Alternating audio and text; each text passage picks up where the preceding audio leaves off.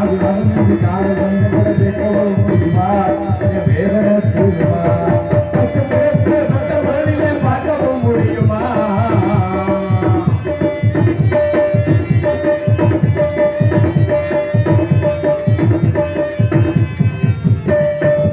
வனத்துல ஒரு வையகத்து பெண்கள் மலை கூட்டா ஒரு மனக்குள்ள சேரி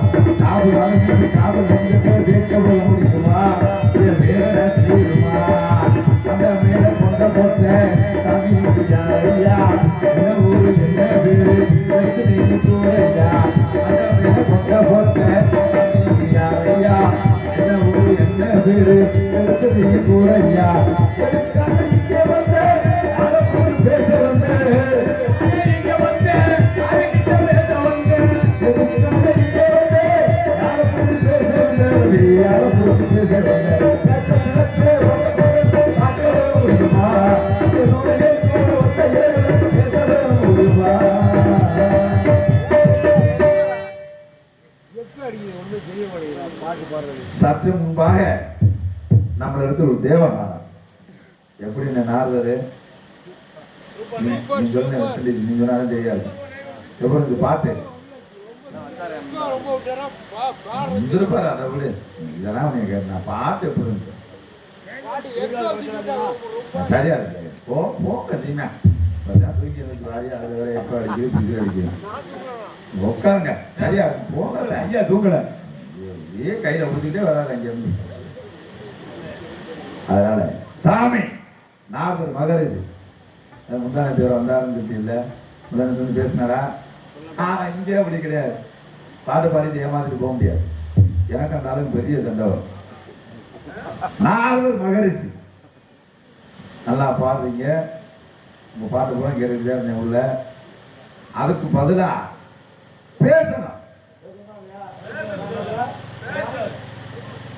பேசணும்ல பாடுறது யாரு வேணாலும் பாடலாம் ஆனா இன்னொரு இவர் மாதிரி பாட முடியாதியா இதே அப்பா எங்க அப்பா என் கண்ணிக்கு தூங்குனாலே எந்திரிச்சு வந்துட்டாரு என்னடா கூழ்வோன்னு இருக்குன்னு இல்லை ஆண்டவன் கொடுத்த வரப்பிரசாதம் ஏன்னா அவருக்கு ஆண்டவன் கொடுத்த தொண்டை கத்த சொல்லி நம்மளால கத்த முடியாது நமக்கு ஆண்டவன் இந்த தொண்டையை கொடுக்குற அது ஒரு பக்கம் இருக்குண்டா ஆனா அது நல்லா இருக்கு அது ஒரு பக்கம் இருந்தாலும் கூட இன்னைக்கு பேசணும்னா மக்கள் உட்கார்ந்து கூட எவ்வளவு விழிப்பா இருக்காங்க நான் அதிகமா பேச விரும்பல மாமா ரெண்டே கேள்விதான் அதுக்கு நான் சும்மா கதை பேசக்கூடாது என்னன்னு கேளுங்க 3 கேள்வி கேட்கிறேன் 3 கேள்விக்கு பதில சொல்லி டக்கு நாடகத்தை க்ளோஸ் பண்ணி போயிட்டே இருக்கிறேன் ஆமா நான் ரொம்ப அதிகமாக கேட்கிறேன் முதல் கேள்வி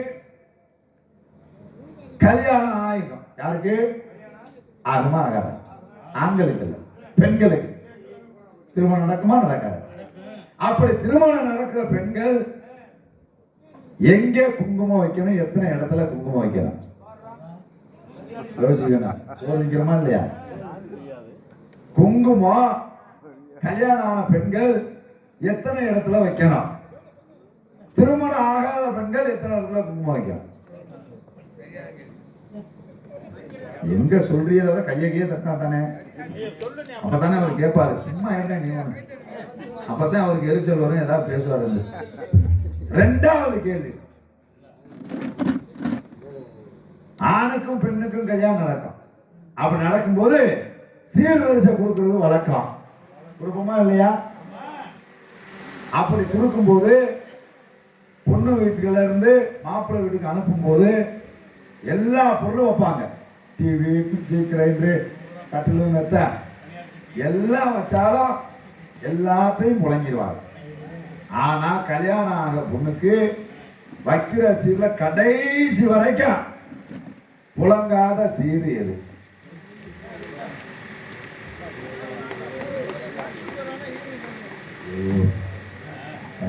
ஜோசியர் சொன்னது சனியா போச்சு. நீ எங்க நாடகத்துக்கு போனோம் 2 சனியை வந்துகிட்டே இருக்குன்னாரு. தொடர்ந்து பின்னுக்கே வருது. ஒண்ணு சீரட்டா கையில சொல்லி உட்காந்துருச்சு. மூணாவது கேள்வி முக்கியமான கேள்வி. 2 கேள்வி கேட்டிருக்கேன். மூணாவது கேள்வி இதை விட ரொம்ப எளிமையான கேள்வி. நீங்களும் சொல்லலாம், ரொம்ப கஷ்டம் இல்லை. பூலோகத்தில் இருக்க மக்கள் நாங்கள்லாம் இறந்துட்டா எங்களை மயானத்துக்கு கொண்டு வர வழக்கம். அப்படி கொண்டு போகும்போது முச்சந்தில வச்சு 3 சுத்து, புதைக்க போகும்போது 3 சுத்து, பெத்த புள்ள கையில முட்டியை கொடுத்து மண்பாண்ட முட்டியை கொடுத்து அங்கேயும் 3 சுத்து, 3 ஓட்டை. ஏன் 3 சுத்து சுத்துறாரு? போட்டிருக்க போதில 2 சுத்தோடு கொண்டு போய் புதைக்கலாம்ல? இல்ல கிளை தூக்கம் இல்ல ஒரே ஒரு சுத்து சுத்தி அங்க போகலான்னு போடலாம்ல? ஏன் 3 சுத்து? உட்காந்துருக்க ஆளு உங்களுக்கு தெரிஞ்சாலும் சொல்லலாம், 500 ரூபா நான் தரேன். 3 கேள்வியுமே எல்லாரும் முடிச்சிருக்கேன். ஏன்னா என்ன பார்த்தாரு பொம்பளை ஆளுகள் கூட இல்லை, எங்க ஆம்பளை எங்க அண்ணங்கள்லாம் இருக்கு. எனக்கு ரொம்ப சந்தோஷம். இந்த 3 கேள்விக்கும் பதில நாரதர் அண்ணன் ரவி பிரசாத் அவர்கள் இந்த மாதிரி எல்லாம் சொல்லலாம். முதல் கேள்வி, மாமா என்ன கேள்வி? பொம்பளை புள்ள கல்யாணம் ஆன பிள்ளைய எத்தனை இடத்துல போட்டு வைக்கணும்? கல்யாணம் ஆகாத பிள்ளைய எத்தனை இடத்துல போட்டு வைக்கணும்? முதல் கேள்வி. ரெண்டாவது கேள்வி, பொண்ணுக்கு வைக்கிற சீல கடைசி வரைக்கும் புழங்காத சீர் எது? மூணாவது கேள்வி, மயானத்தை கொண்டு போய் ஏன் 3 சுத்து? 3 கேள்விக்கு பதில சொல்லுங்க. நாரதரை கூப்பிடுங்க. வாங்க சாமி.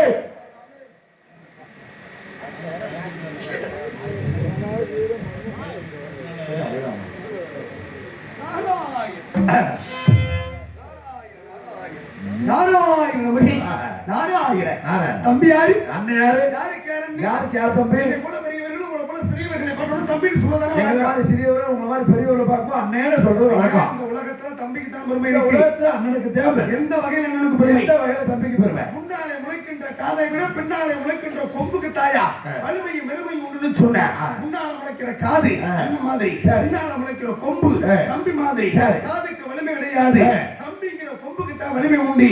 அப்ப தம்பிக்கு தான் பெருமை இருக்கு. பெருங்கால பஸ் ஸ்டாண்ட்ல நின்றுட்டு புதுக்கோட்டைக்கு போகணும் எப்படின்னு கொஞ்சம் வழி சொல்லுங்கன்னா பதில் சொல்லுவேன். அதை விட்டு தம்பிடே எப்படி அப்படின்னா காதலே அறைவேன். அப்ப பாருங்க, அண்ணன் தம்பி அவசரமான உலகத்துல இந்த உலகத்திற்கு இந்த தம்பி வர காரணத்தினால இந்த உலகத்துக்கு இந்த அண்ணன் வர காரணம். அபிஷேக பிரிய சிவா, அலங்கார பிரிய விஷ்ணு, சாஸ்திர பிரிய சூர்யா, கனி பிரிய ஹந்தா, கனகர பிரிய சுந்தரம்ப, பூஜன பிரிய குண்டோதரா, கனக பிரிய நாரத நானியா. அப்படி சொல்லுங்க. நாரத மகரிஷி. நானே தான் நாரத மகரிஷி.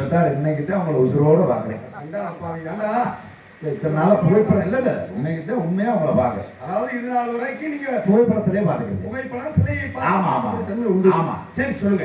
நாரத மகரிஷி. நானிதான். எங்க இருந்து வாரீங்க? தேவலோகத்துல இருந்து வரேன். தேவகோட்டையில இருந்து எப்படி புதுக்கோட்டை வந்து இப்படி வந்தீங்களா? அப்பா தேவகோட்டையில இருந்து வரல, தேவலோகம். இது கீழூர். ஆமா, மேலே மேலூர். ஆமா, மேலூர்ல இருந்து வந்திருக்கேன். அப்படி மேலூர்ல இருந்தா தேவலோகத்துல இருந்து புலோகத்துக்கு வந்திருக்கேன். அதான் மேலூர் தானே. தெரியும் தானே மேலூர். மேலூர் தெரியாது எனக்கு. தெரியும். எங்க இருக்கு? எப்படி வந்தீங்க நீங்க? மேலூர் இப்படி கொட்டாமட்டி கொட்டாமட்டில இருந்து இப்படியே பொன்னமராது, பொன்னமராது இருந்து புதுக்கோட்டை இப்படி புதுக்கணும். அடையாண்ட அது பூலோகத்துடைய மேலூரியா? நான் சொல்றதோ ஆக சிவன், விஷ்ணு, பிரம்மா, சத்தியலோகம் என்னுடைய தந்தை பிரம்மா இருக்கும் இடம். அப்படி சத்தியலோகத்துல இருந்து வரியா? ஆமா. சத்தியமங்கலம் மாமா வெள்ளசாமி நல்லா இருக்காரா? சத்தியமங்கலம் வேறு, சத்தியலோகம் வேறு. வேற அதெல்லாம் வித்தலாம் சுதலாம் தரதலாம் ரசதலம் பாதாளம் பூலோகம் சத்தியலோகம் மகாலோகம் தபாலோகம் என்று சொல்லக்கூடிய 14 லோகங்கள் உண்டு. அதை சுற்றி வரக்கூடிய தன்மை எனக்கு உண்டு. 14 லோக சஞ்சாரி. எவ்வளவு சஞ்சாரி? ஆமா, என்ன சஞ்சாரி தெரியும் தெரியும் தெரியும். ஏன்னா உங்களை பாக்குறது கொடுத்து வச்சிருக்கானா? எவ்வளவு நல்ல மனுஷன் இல்ல நீங்க. நாரதர் மகரிஷி. அற்புதமா சந்தோஷம். இப்ப என்ன விஷயமா இங்க வந்திருக்கீங்க? கலகம் செய்யலாம்ங்கிற நோக்கத்தோட வந்திருக்கீங்க. ஏற்கனவே இப்பதான் ஊர் ஒண்ணு மட்டும் திருவிழா நடத்துறா, மறுபடியும் கலாம் பண்ணி விடுவாங்க. கலகத்திலே 3 வகை கலகம் உண்டு. என்னென்ன? கலகம், இன்னொன்று பொற்கலகம், இன்னொன்று துர்க்கலகம். நல்லது ஒரு கலகம் செய்து ஞானத்தை நல்வழியாக்கி அந்த மக்களை எல்லோரையும் ஆன்மீக வழிகளுக்கு கொண்டு செல்ல வேண்டும் என்பதற்காக ஓடோடி வந்தவன். அப்படி சொல்லுங்க. அற்புதமா சொன்னீங்க. வருவதற்கு முன்னாலே 3 வினா. ஆமா. என்னென்ன வினான்னு சொல்லுங்க. அதுதான் சொன்னேன். கோச்சுராம கோச்சுராம இல்ல கோபிக்கல. கல்யாணம் ஆகிற பெண்கள், திருமணம் ஆன பெண்கள் எத்தனை இடத்துல குங்குமம் வைக்கணும்? கல்யாணம் நீங்க பேசுறது இங்க கேக்குது. கல்யாணம் ஆகாத பெண்கள் எத்தனை இடத்துல போட்டு வைக்கணும்? இல்ல தெரிஞ்சாலும் சொல்லு. ஆமா, நீங்க பேசுறது சத்தமா பேசி எங்களுக்கு எல்லாம் வெளிப்பா கேட்க. வேற பக்கம் போயிட்டு இருக்கு. இல்லடா யாங்க பேசுறாங்களா? வாங்க வாங்க. எப்படி ஆரம்பிங்க? சொல்லுங்க. நல்லா இருக்கு. போங்க, இன்னொரு கட்டிங் தான் போட்டாங்க. அற்புதமான ஒரு வினா. பாருங்க, திலகம் விடுவதிலே பெருமை கொண்டார்கள். ஆக பெண்கள் எல்லோரும் திருமணமானவர்கள் எத்தனை இடத்திலே குங்குமம் இட வேண்டும்? திருமணம் ஆகாதவர்கள் எத்தனை இடத்திலே குங்குமம் இட வேண்டும்? அப்ப பாருங்க, காரணம் திருமணம் ஆகாத பெண்கள் இந்த இரு புருவத்துக்கு நடுவிலே ஒன்று, கழுத்திலே ஒன்று, 2 முறை தான் இடுவார்கள். திருமணம் ஆனவர்கள் ஒன்று மாங்கல்யம் என்று சொல்லக்கூடிய தாலியிலே, 2 தொண்டை குழியிலே, 3வது நெற்றியிலே, 4வது வகுடு எடுக்கக்கூடிய நிலையிலே. 2 வகுடு எடுப்பாங்களா தலையில? இந்த 2 வகுடு எடுக்கக்கூடிய இடத்துல கொண்டு போய் குங்குமத்தை அப்படி தொடங்குவாங்க. ஏன் தெரியுமா தொடங்குறாங்க? பிறந்த இடத்தையும் புகுந்த இடத்தையும் வேறுபாடு இன்றி ஒற்றுமையோடு ஒன்றாக பாவிப்பேன் என்பதற்காகத்தான் 2ஐயும் வகுடெடுத்து நடுவிலே குங்குமத்தை இட்டு, பிறந்தவடி எனக்கு பெரிதல்ல, புகுந்தவடி பெரிதல்ல, 2 கண்ணை போல என்று எடுத்து காட்டுவதற்காகத்தான் திருமணமான பெண்கள் வகுடெடுக்கக்கூடிய இடத்திலே குங்குமத்தை வைப்பது உண்டு. வேற என்ன கேள்வி கேட்டீங்க? யாராவது இன்னைக்கு இதே மாதிரி 4 இடத்துல குங்குமம் வைக்கிறாங்களா? அது கலிகாலமா போச்சு. இப்ப குங்குமமே இல்ல. மண்டைய விரிச்சு போட்டு சுடுகாட்டுக்கு போறவங்க மாதிரி முடிஞ்சிச்சு. அதுல தலையில எண்ணெயும் தைக்கிறது. ஆத்தாடி ஆத்தா. அதுல ஒட்டுமசி வேற அதிகமா தொங்கிடுது. சரி, போயிட்டு போய் கொடுங்க.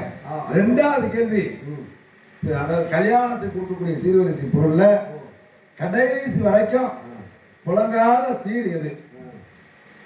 திருமணத்துக்கு, அதாவது ஒரு எல்லோருமே ஆணையம் பெற்றவர்கள் தான், பெண்ணையும் பெற்றவர்கள். கண்டிப்பா. ஆண் கூட பிறந்திருப்போம், பெண்ணோட பிறந்திருப்போம். உண்மை. சகோதரோட பிறந்திருப்போம். ஆமா. இப்ப நம்ம சகோதரிய ஒரு மாப்பிளைய பார்த்து அப்புறம் நமக்கு மச்சான் தானே, நம்ம மைத்துனருக்கு மனு முடித்து கொடுக்கின்ற பொழுது யாரும் சும்மா வெறும் கையை வீசுற கைமா கொடுத்துருவோமா? கொடுக்க மாட்டான். ஏதோ கையில கிடைக்கக்கூடிய சீர்வரிசை பொருளை வச்சு இதை வச்சு பொழைச்சுக்கமா, என் கையில கிடைச்சது இவ்வளவுதான் அப்படின்னு தாயும் தந்தையும் ஆக ஏதோ ஒரு சீர்வரிசையில வச்சு கொடுத்து விடுவது. வசதி இருந்தா 500 பவுன் கூட போடணும். வசதி இல்லைன்னா அரை கிராமலையும் திருமணம் முடிக்கக்கூடிய நிலை உண்டு. ஆனால் சீர்வரிசை அவர் கையில அடைக்கக்கூடிய சீர்வரிசை கொடுக்கணும். அப்படி சீர்வரிசை கொடுக்கக்கூடிய நிலையிலே தாயும் தந்தையும், அதாவது ஒரு பெண்ணு பிறந்த இடத்துல இருந்து சீர்வரிசையை கொண்டுகிட்டு போய் எங்க வைக்கணும்? மாப்பிள்ளை வீட்டுல. எந்த வீட்டுல வாழ போறாங்களோ அந்த வீட்டுல வந்து வைக்கணும். அப்படி வைக்கின்ற பொழுது எல்லா பொருளும் வைப்பாங்க. எல்லா பொருளும் புழங்கப்படும். கண்டிப்பா. ஒரு உதாரணம் கொடுக்குறேன் பாருங்களேன். சொல்லுங்க. இப்ப ஒரு பெண்ணுக்கு, இப்ப நீங்க பெத்த பிள்ளைக்கு ஒரு சீர்வரிசை கொடுக்குறீங்க, பீரோ கொடுக்குறீங்க.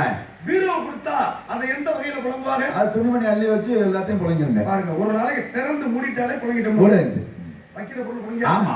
ஒரு பணியார சட்டி வைக்கிறாங்க, உடனே ஊத்தி பாத்துருங்க. அப்போ என்னைக்காவது ஒரு நாளைக்கு பணியாரத்தை ஊத்தி பாத்துருங்க. அதாவது சீர்வரிசைங்கிறது எல்லாத்தையும், நகையை தவிர்த்து, வாகனத்தை தவிர்த்து, ரொக்க பணத்தை தவிர்த்து, இந்த 3 மட்டும் சீர்வரிசை நோட்ல எழுத மாட்டோம். கண்டிப்பா. இப்ப இருசக்கர வாகனம் எழுத ஆரம்பிச்சுட்டாங்க.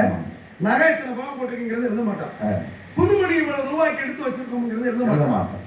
பணம் ரொக்க இவ்வளவு ரூபாய் கொடுத்துருக்கோங்கிறத எழுத மாட்டோம். மற்ற எல்லா பொருளையும் சீர்வரிசை எழுதி வச்சிருவோம். அப்ப ஒரு தோசை கல்ல கொடுக்குறாங்க. இந்த தோசை கல்லை எப்படி பயன்படுத்துவாங்க? தோசையை ஊத்தி பார்க்க எனக்காவது ஒரு நாளைக்கு தோசை ஊத்திட்டா அந்த கல்லை புழங்கிட்டு அர்த்தம். 4 நாளைக்கு ஊத்துங்க. அரிகரண்டி இருக்கு. அரிகரண்டி என்ன பண்ணா புழக்கமாகும்? உடனே போட்டு கிண்டி எடுத்துங்க. கிண்டி எடுத்தாச்சுன்னா புழங்கிட்டோம்னு அர்த்தம். பல்லாங்குழி ஒரு தடவை அடியாச்சுன்னா புழங்கிட்டோம். இப்ப பாருங்க, படுக்க பாய் கொடுத்தா படுத்து எந்திரிச்சிட்டாலே, அதெல்லாம் ஒண்ணும் இல்ல. சாப்பிட தட்டு கொடுத்தா அதையும் சாப்பிட்டு கழுவிட்டாலே பழகிட்டு முடிஞ்சு. உப்பு சாடி கொடுத்தா உப்பு எடுத்துட்டு மறுபடியும் புதுப்பிச்சு எல்லாமே. ஒரு பெண்ணுக்கு வைக்கக்கூடிய சீர்வரிசை பொருள்ல எல்லாமே அத்தனை பொருளும் புழங்கப்படும். கண்டிப்பா. ஒரே ஒரு பொருள் மட்டும் புழங்கப்படாதுன்னா அதுதான் அது. அப்போ காரணம் என்ன அப்படின்னா, இது ஒரு விசித்திரமாகவும் விந்தையாகவும் இருக்கின்றது. ஒரு விசித்திரமாகவும் விந்தையாகவும் இருக்கின்றது. சீர்வரிசை பொருள்ல எத்தனையோ பொருட்களை வைக்கலாம். அதுல ஒரு பொருள் மட்டும் கொண்டு போகக்கூடிய மணப்பெண்ணு கடைசி சாகிற வரைக்கும் புழங்க முடியாது. ஆனால் சீர்வரிசையில் எத்தனை பொருள் வைக்கிறாங்கல்ல, சீர்வரிசையில வைக்காத பொருள் 2 வைக்க கூடாது. ஒண்ணு எண்ணெய், இன்னொன்று விளக்கமாறு. இது 2 வைக்க கூடாது. கண்டிப்பா. விளக்கமாறு எண்ணெய் இது 2 வைக்க கூடாது. ஆமா. மற்ற எல்லா பொருட்களையும் வைக்கிறது உண்டு. தமிழகத்துல மொத்தம் 38 மாவட்டம் உண்டு. நம்மளுடைய தமிழருடைய பண்பாடு, தமிழருடைய பழக்க வழக்கங்கள், தமிழ் கலாச்சார முறை பிரகாரம் நம்மளுடைய முன்னோர்கள் ஒவ்வொரு பெண்ணுக்கும் அந்த சீர்வரிசையை வைத்தார்கள். இன்றைக்கு எல்லாரும் யோசிச்சு பார்த்துட்டு இருக்கிறீங்க, அது என்ன பொருள் தெரியுமா? ஒரு பெண்ணு பிறந்த இடத்துல இருந்து கொண்டு போகக்கூடிய சீர்வரிசை பொருளை சாகிற வரைக்கும் ஒவ்வொரு வீட்லயும் உண்டு. என் பொண்டாட்டி விட்டு இந்த சீர்வரிசை பொருள்ல இன்ன வரைக்கும் புழங்காம இருக்குன்னு புரிஞ்ச மாதிரி யாராவது ஒருத்தர் சொல்லுங்க பார்ப்போம். கொண்டாந்த மறுநாளே தர்மம் அடை வச்சுட்டான், எதை புழங்காம இருக்குது. ஒவ்வொரு வீட்லயும் உண்டுடாங்க. காரணம் என்னன்னு கேளுங்க. சொல்லுங்க. ஒரு பெண்ணு திருமணம் முடிச்சு போகின்ற பொழுது தாயும் தந்தையும் தாரவாக்கக்கூடிய பொருள் தான் இந்த பொருள். அது என்ன பொருள் தெரியுமா? சொல்லுங்க. பிறந்த இடத்து மண்ணு. ஏன் இந்த மண்ணை கொடுக்குறாங்க? நல்ல கேள்வி எல்லாம் உங்களுக்கு. ஒரு படி மண்ணை கொண்டு போய் ஒரு வீடு கட்டி வாழ முடியுமா? இல்ல ஒரு 10 ரூபாய்க்கு தான் விற்க முடியுமா? ஒரு வயல வாங்க மாட்டாங்க. ஆனா இந்த மண்ணை கொடுத்து சீர்வரிசை நோட்ல 2வது சீரா எழுதிடுறாங்க. இது முன்னோர்கள் காலத்துல நடந்தது. இத கடைசி வரைக்கும் முழங்காதான். இந்த மண்ணை ஏன் கொடுக்குறாங்க தெரியுமா? சொல்லுங்க. 2 விஷயம் இருக்குதுல, முக்கியமான விஷயம், மிக பிரமாண்டமான விஷயம், மிக அற்புதமான அதிசயமான விஷயம். இந்த மண்ணு தாலி கட்டின உடனே பெண் பிறந்த வீட்டுக்கு பொண்ணு மாப்பிள்ளை வருவாங்க. பால் வளம் சாப்பிட்டு மாப்பிள்ளை வீட்டுக்கு போகணும். இதுதான் நம்மளுடைய இந்து சாஸ்திர தர்மம். அப்ப தாயாரு தகப்பனார் இருக்க வீட்டுக்கு பொண்ணு பிறந்த இடத்துக்கு தாலி கட்டணும் வரும் பாருங்க. வந்துட்டு பால் வளம் சாப்பிட்டு மாப்பிள்ளை வீட்டுக்கு போறதுக்கு முன்னால பொண்ணு மாப்பிள்ளையும் போகும், பின்னால சீர்வரிசை ஊரம் போகணும், அங்காளி வங்காளி ஊரம் போகணும். இதுதான் நம்மளுடைய நாட்டின் வரமுறை. அப்ப நம்ம வீட்டுல ஒரு சுபகாரியம் தொடங்கிட்டோம்னா ஒரு கால் ஊண்டுவோம்னா என்ன கால்? முகூர்த்த கால். முகூர்த்த கால். அந்த காலை ஊண்டிட்டு மண்ணை போட்டு மூடுவோமா இல்லையா? ஆமா. அந்த பொண்ணுக்கு புதுசா ஒரு படி சீர் வைக்கிறதுக்கு படி வாங்குவோமா இல்லையா? சின்ன படி வெங்கல படி எடுத்து அது அப்படியே அந்த மண்ணை, அந்த முகூர்த்த கால் ஊண்டி மேல மூடி கிடக்கு பாருங்க மண்ணு, அந்த மண்ணை ஒரு படி எடுத்து தாயும் தந்தையும் முடிச்சு பட்டு புடவை முந்தானை விரிக்க சொல்லி 2 பேரும் அதுல கொட்டிட்டு 3 முடிச்ச போட்டு கையை ஏத்துன்னு சொல்லுவாங்களா, பிறந்த இடத்து மண்ணுக்கு எந்த பங்கமும் வந்துடாம காப்பாத்துறது உன்னுடைய வேலை அப்படின்னு சொல்லி கொடுப்பாங்க. இவன் நேரா கொண்டு போய் என்ன செய்யணும், அந்த மாப்பிள்ளை வீட்டுல மாமியார் இருக்காங்க இல்லையா, அவர்கள்ட்ட சொல்லி ஒரு வெள்ளை துணியில மஞ்சளை தடவி இந்த மண்ணை அதுல கொட்டி அப்படியே 3 முடிச்சு போட்டு கணவர் விட்டு சாமி அறையில வச்சிருவாங்க. சாமி அறையில வச்ச உடனே அது எப்பவெல்லாம் அந்த மண்ணுக்கு தீபாவளிகள் ஊதுபத்திகள் காட்டப்படுகின்றதோ ஒரு பெண் பிறந்த இடத்து மண்ணுக்கும் தெய்வமாக பாதிக்கின்றார்களாம். ஒன்று கை தட்டுங்க, இதெல்லாம் தட்ட மாட்டீங்க. விட மிக பிரமாண்டமான விஷயம் இருக்கு. சொல்லுங்க. ஒரு ஆம்பளை பிறந்ததுல இருந்து இறக்கும் வரைக்கும் குலதெய்வம் ஒன்று. ஆமா. ஒரு பொம்பளைக்கு பிறந்ததுல இருந்து இறக்கும் வரைக்கும் குலதெய்வம் 2. ஒன்று பிறந்த இடத்து குலதெய்வம், இன்னொன்று புகுந்த இடத்து குலதெய்வம். அப்பதான் பிறந்த இடத்து குலதெய்வம் நினைக்குமா, நம்ம பிள்ளைக்கு நம்ம பேர பிள்ளைகளுக்கு நம்ம பிள்ளைய கட்டி கொடுத்தோம், நம்ம வீட்டுல இருந்து போனா அவளுக்கு ஒரு ஆபத்து ஏற்பட இருக்கின்றது, அதை காப்பாற்றணும்னு அப்ப அவ அப்பா விட்ட தெய்வம் பிறந்த இடத்து தெய்வம் நேரா இங்க இருந்து பிள்ளைய பார்க்க போகுமா கட்டி கொடுத்த ஊருக்கு. அப்பதான் அந்த கணவர் வீட்டு குலதெய்வம், கணவர் வீட்டுக்கு ஒரு குலதெய்வம் இருக்குமா இல்லையா, அது வழிமறிக்குமா, எப்பா நெல்லு நீ யாரு, இங்க நான் காத்துக்கிட்டு இருக்கேன் இந்த குலத்தை, நீ யார் இங்க வருவதற்கு அப்படின்னு கேட்கின்ற பொழுதுதான் அப்பதான் அந்த பெண்ணுடைய பிறந்த இடத்து குலதெய்வம் சொல்லுமா, என் பிள்ளைய கட்டி கொடுத்திருக்கேன் இந்த வீட்டுல, உங்க ஊர்ல நான் என் பிள்ளைய பார்க்க வந்திருக்கேன். ஓ மண்ணில நின்று நான் பார்க்கவில்ல. என் பிள்ளைய கட்டி கொடுக்கின்ற பொழுது என் பிள்ளை பிறந்த மண்ணு சீரா கொடுத்திருக்கேன். அவள் எங்கிருந்து உருவாக்கப்பட்டாலோ அந்த மண்ணு ஓ வீட்டுக்குள்ள இருக்கு. என் மண்ணில இருந்து என் பிள்ளைய பார்த்து கொண்டான்னு சொல்லுவான்.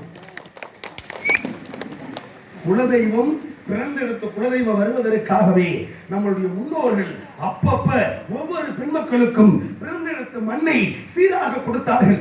கடைசி வரைக்கும் அந்த அம்மாவை பார்க்க முடியாது. அந்த மண்ணை கடைசியா இது கட்டி கொடுத்து ஃபர்ஸ்ட் முதல்ல பொண்ணா இருந்து அப்புறமா கிளவியாகி 90 வயது 95 வயது ஆகிய பிறகு நெஞ்சுக்கு தொண்டைக்கு உயிர் இழுத்துக்கிட்டு இருக்கின்ற பொழுது அப்பதான் ஒரு பெரிய மனுஷன் சொல்லுவாரு, இந்த அம்மாவுக்கு பிறந்தெடுத்த ஆசை இன்னமும் இருக்குடா, ஆக உசுர் இழுத்துக்கிட்டே கிடக்கு, ஆக சீரா கொடுத்து விட்ட பிறந்தெடுத்த மண்ணை கொஞ்சோண்டு கரைச்சி வாயில ஊத்துக்கடான்னு சொல்லுவாங்களா.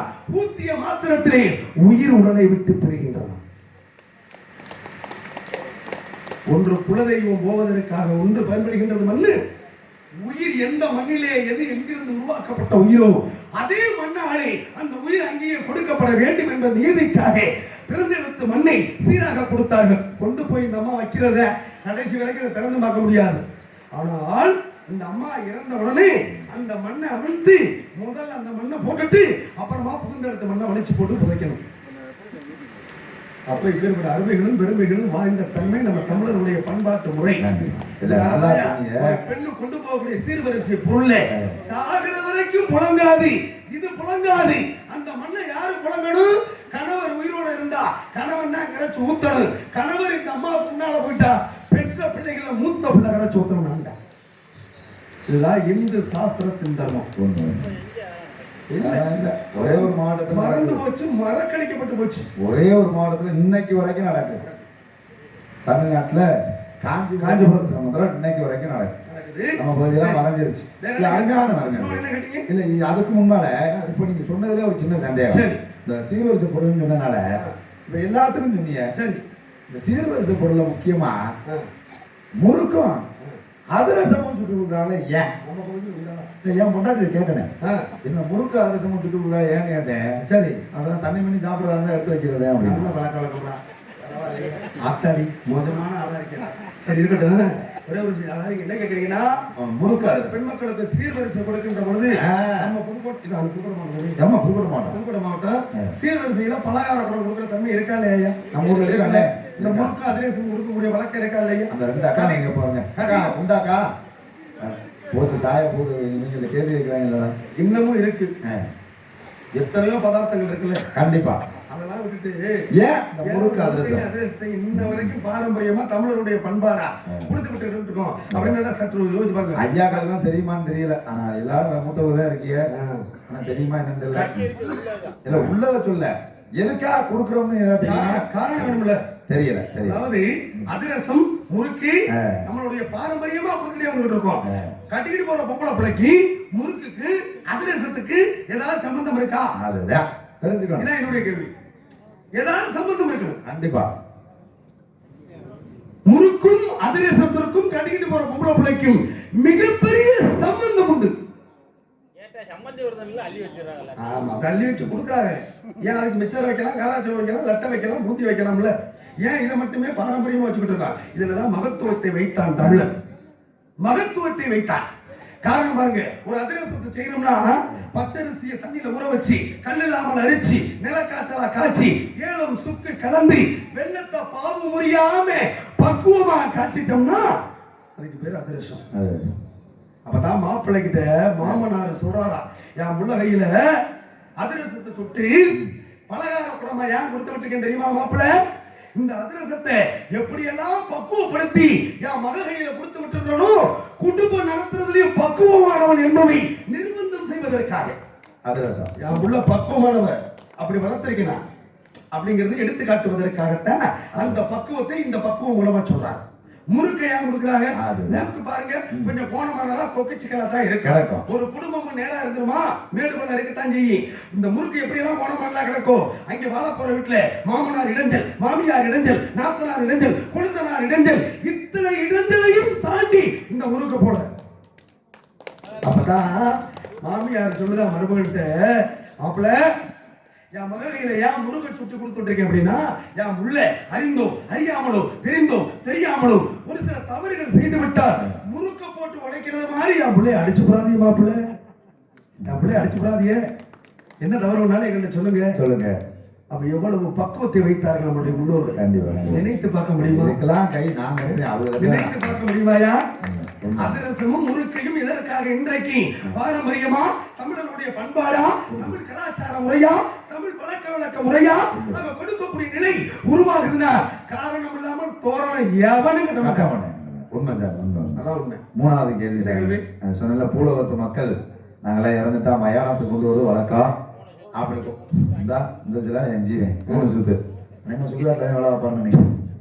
3 சுத்து சுற்றுவாங்க. அது ஏன் அந்த 3 சுத்து? அதுதான் என்னுடைய கேள்வி.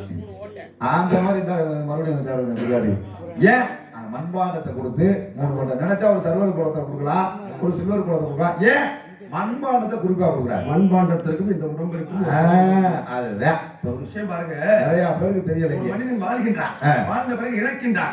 இறந்தவனை வந்து என்ன செய்யறோம்? தேர்னு ஒண்ணு கட்டுறோம். அந்த தேர்ல தூக்கி கொண்டுகிட்டு நேரா போய் முச்சந்தில 3 சுத்து, அங்க புதைக்கக்கூடிய இடத்துல 3 சுத்து. இந்த 3 சுத்து ஏன்? இப்ப ஒரு மனிதன் வாழ்கின்றான்ல, இந்த உயிர் என்று சொல்லக்கூடிய ஆன்மாங்கிறது ஒண்ணு இருக்கிறதுனாலதான் நடமாடுறேன். கண்டிப்பா உயிர்ங்கிறது இருக்கு. ஆன்மா இதை விட்டு விலகிருச்சு அப்படின்னா அவனுக்கு பேரு பிணம்டான். அப்ப ஆன்மாவுக்கு உயிருக்கு அழிவில்லை. கண்டிப்பா அது நேரா போய் உயிரை கவர்ந்துகிட்டு போயிருவாங்க. யாரு? யமதூதர்கள். யமட்ட கொண்டு ஒப்படைச்சிருவாங்க. அவர் மீண்டும் மறுபிறப்பாக பிறக்கப்படுவார். அப்ப உடலுக்கு அழிவு உண்டு, உயிருக்கு அழிவில்லை. இல்லை. அப்பதான் அந்த ஆன்மா கேட்குமா, ஆக இந்த கூண்டு நான் வாழ்ந்த வீடு இறந்து கிடக்கு, அந்த வீட்டுக்குள்ள மீண்டும் போக முடியல. அதனாலதான் இன்னொரு விஷயம் பாருங்களேன், இதுல ஒரு முக்கியத்துவம் தெரியுமா? சொல்லுங்க. இறந்தவர்களுக்கு கண்ணை கட்டிடுவாங்க, ஆமா, காதை கட்டிடுவாங்க, ஆமா, வாயை கட்டிடுவாங்க, ஆமா, மூக்க கட்டிடுவாங்க, ஆமா. அதே மாதிரி பாருங்க, இந்த மலத்துவாரம் ஆக திறந்திருக்க கூடாதுன்னா 2 கட்டவரலை வச்சு கட்டுறது. ஏன் தெரியுமா? இந்த ஆன்மா மீண்டும் ஏதாவது ஒரு துவாரத்தின் வழியாக அவ உள்ள புகுந்துட முடியாதா? புகுந்துட்டா மிகப்பெரிய குழப்பத்தை கொடுத்துரும்.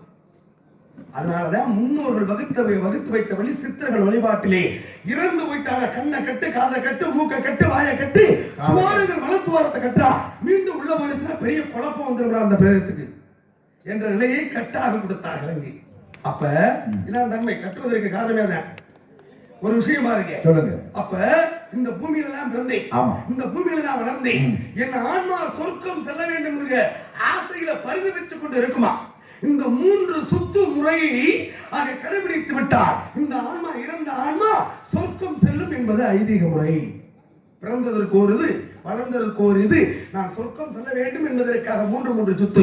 அதுக்கப்புறம் பாருங்க, இறந்த உடனே பிரேதத்தை தூக்கி கொண்டு போய் வச்சு பெத்த புள்ளகையில மண்பாண்டத்தை கொடுத்து 3 ஓட்ட ஓட்டி நீரை தாரவாக்கக்கூடிய நிலை உருவாச்சு. அது எதுக்கு தெரியுமா 3 ஓட்டம் வரும்? சொல்லுங்க.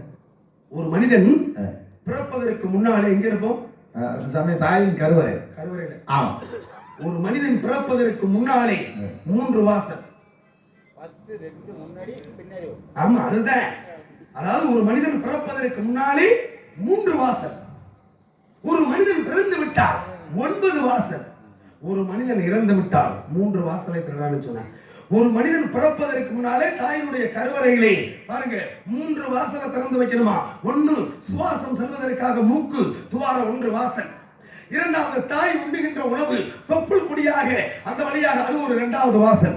3வது வாசல் குழந்தை வாங்குகிற மூச்சை அதை தலை திறந்தே இருக்கும் 9 மாதம் வரைக்கும் மேலதான் போய்கிட்டு இருக்கு. வாங்குற மூச்சு கூட மேல போய்கிட்டு இருக்கும். 10வது மாதம் தலை மூடிடும். வாங்குற மூச்சை விட இடம் இல்லாமல் முட்டிக்கிட்டு அப்பதான் வெளியில வந்தவங்க. அதுக்கு பேர் தான் சுயப்பிரசவம். அது பேர் தான் சுயப்பிரசவம். ஏன்னா பிறந்த குழந்தைக்கு உச்சுக்குழி அமைப்பார்களே மெதுக்கிட்டு இருக்கு உண்மை. அப்போ 1 மாதத்திற்கு முன்பாக மூடிய தலை என்பதற்கு அடையாள சான்றது உண்டா?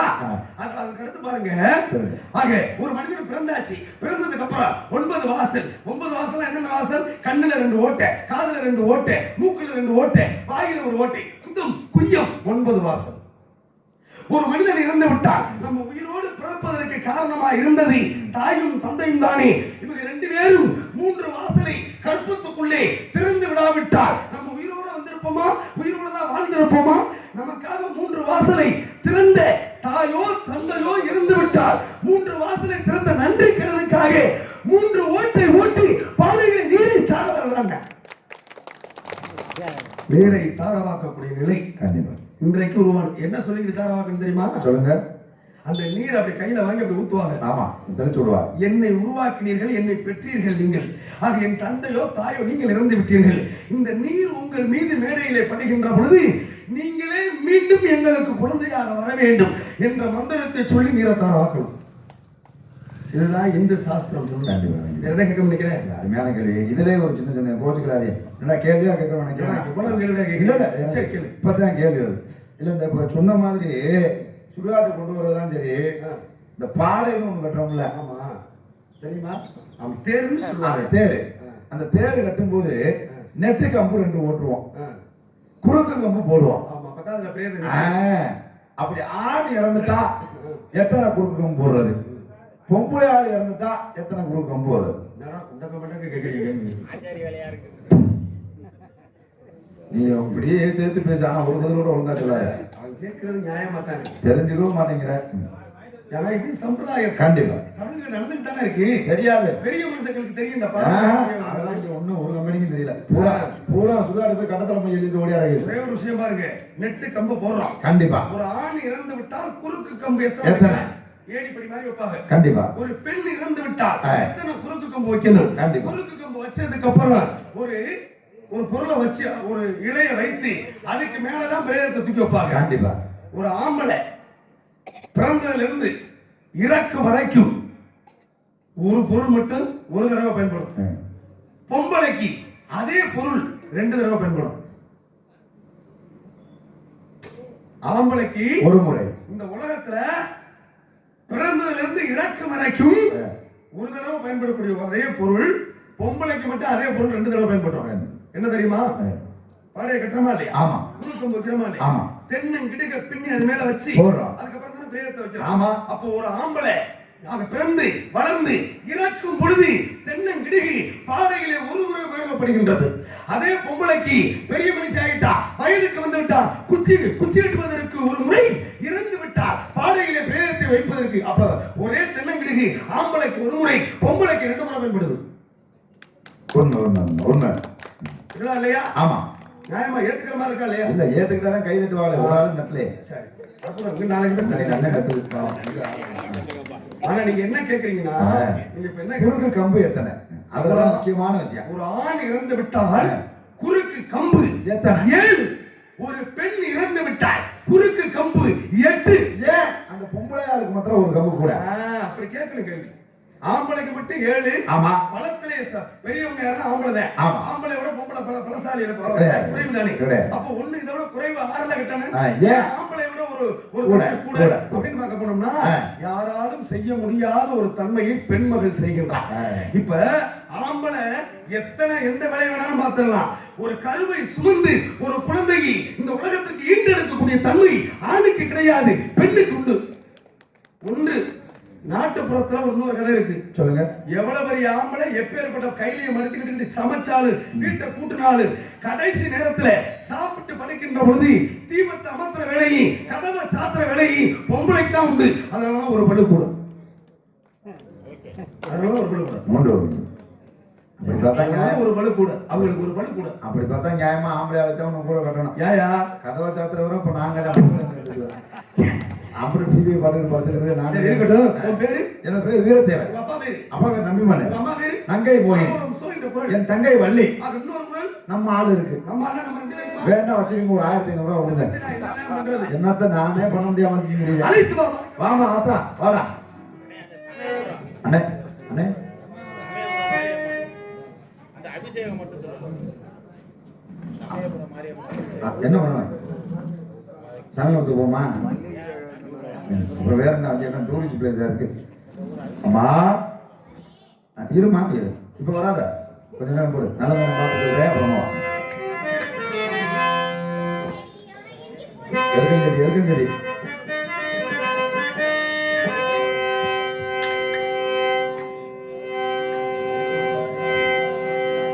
எருக்கஞ்செடி இறக்கி பிடிச்சங்க மாமா.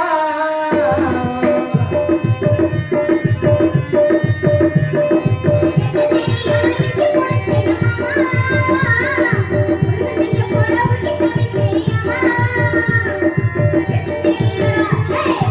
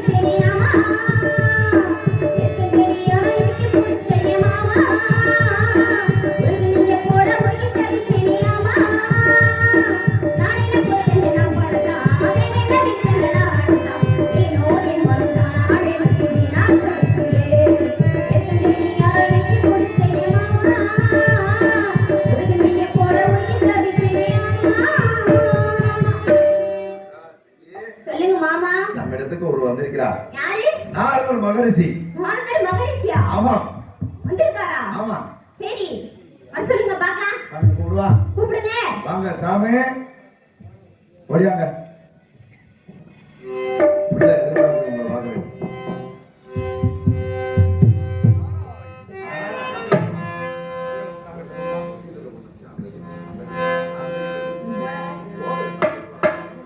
பிரம்மச்சாரி பிரம்மச்சாரி பிரம்மச்சாரி பிரம்மச்சாரி வலிக்குதுலாம் பா பா பா கொம்பளே அக்கபட்டி வலிக்குதுலாம் பா பா பா பிரம்மச்சாரி பிரம்மச்சாரி வலிக்கு விடலாமா கொம்பளே அக்கபட்டி வலிக்கு விடலாமா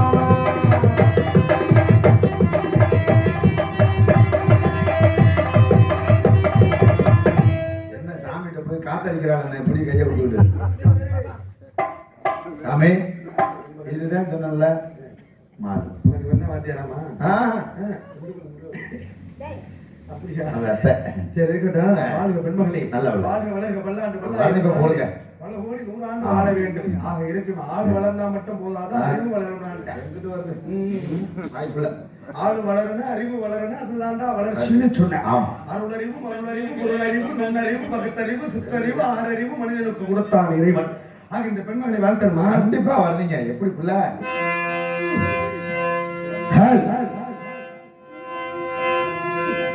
கண்ணான கண்ணே கண்ணான கண்ணே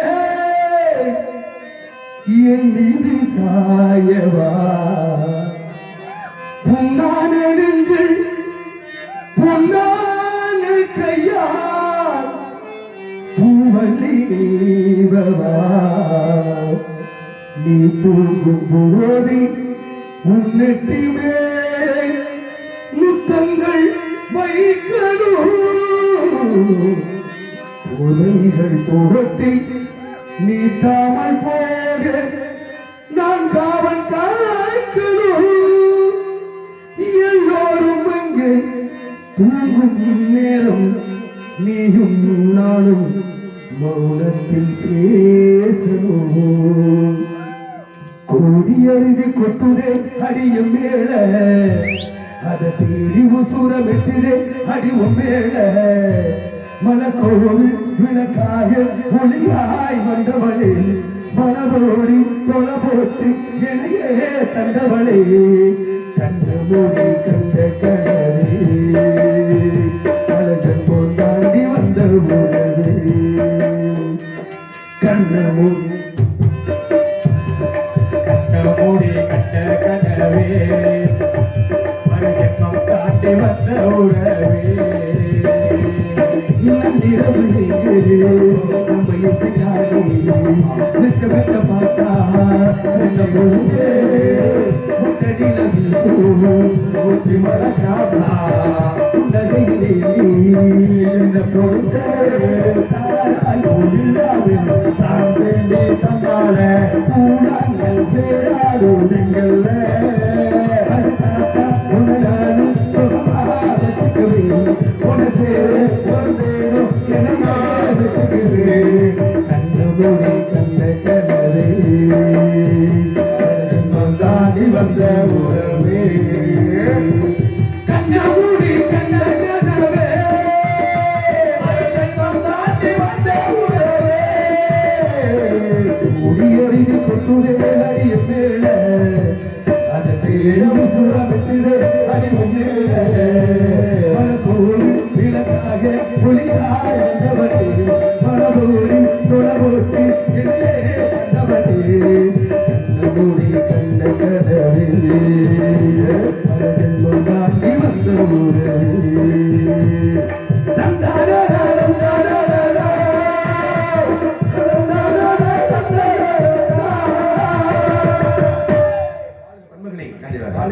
அடுத்த காவலில் தங்கை வள்ளி வள்ளி அம்மா அந்த அப்படியாடா அப்படியா அம்படி தூங்க ஆரம்பிச்சு சீக்கிரம் வேணா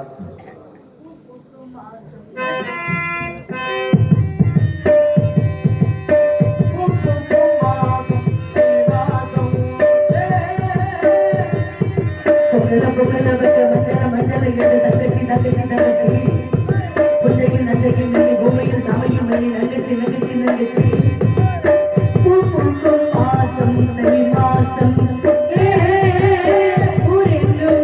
வீசும் பூவாசம் கிளிகள் பறந்து ஆட சிந்து கவிதை குயில்கள் பாட புது ராகம் புது தாளம் ஒன்று சேரும் நேரம் இந்நேரம் பூ பூக்கும் மாசம் தை மாசம் ஊரெங்கும் வீசும் பூவாசம்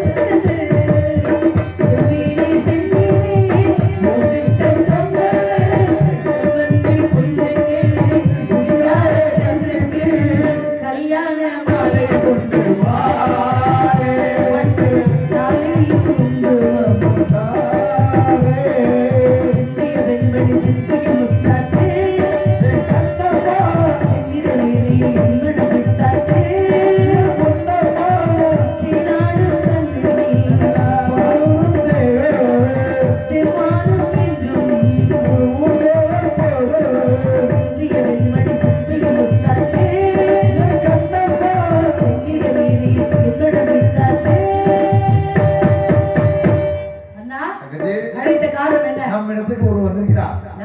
நாரதர் மகரிஷி. என்ன அரிசி? புழுங்கரிசி வாத்திருப்ப, பச்சரிசி வாத்திருப்ப. இவர் மகாரிஷி.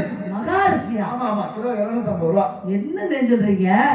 வித்தியாசமா இருக்கு. ஆமா, அந்த வராரு சாமி கூப்பிடுவா. கூப்பிடுங்க. வாங்க சாமி. எங்க இருந்து வந்திருக்காரு? தேவலோகத்துல இருந்து வந்திருக்காரு. தேவலோகத்தையா? ஆமா. தேவலோகத்தை சுருக்கமா சொன்னா? மேலூர். மேலூரா? ஆமா. அப்ப பூலோகத்தை சுருக்கமா சொன்னா? பூலூர் தான். சுவாமி அடியவள் வணங்குகிறேன். தலைவத்தவ புதல்வா வருகவே முந்த தாமரை தாழ் பணிந்தே வாழ்கவே கொண்ட தலை சிவமே தேவான குருவே அருள்விடவே நெடுங்காலமாய் வணங்காமொழி நெடுங்காலமாய் வணங்காமொழி இறங்கே சிறை சிறந்தாலும் ஈராடு யாரு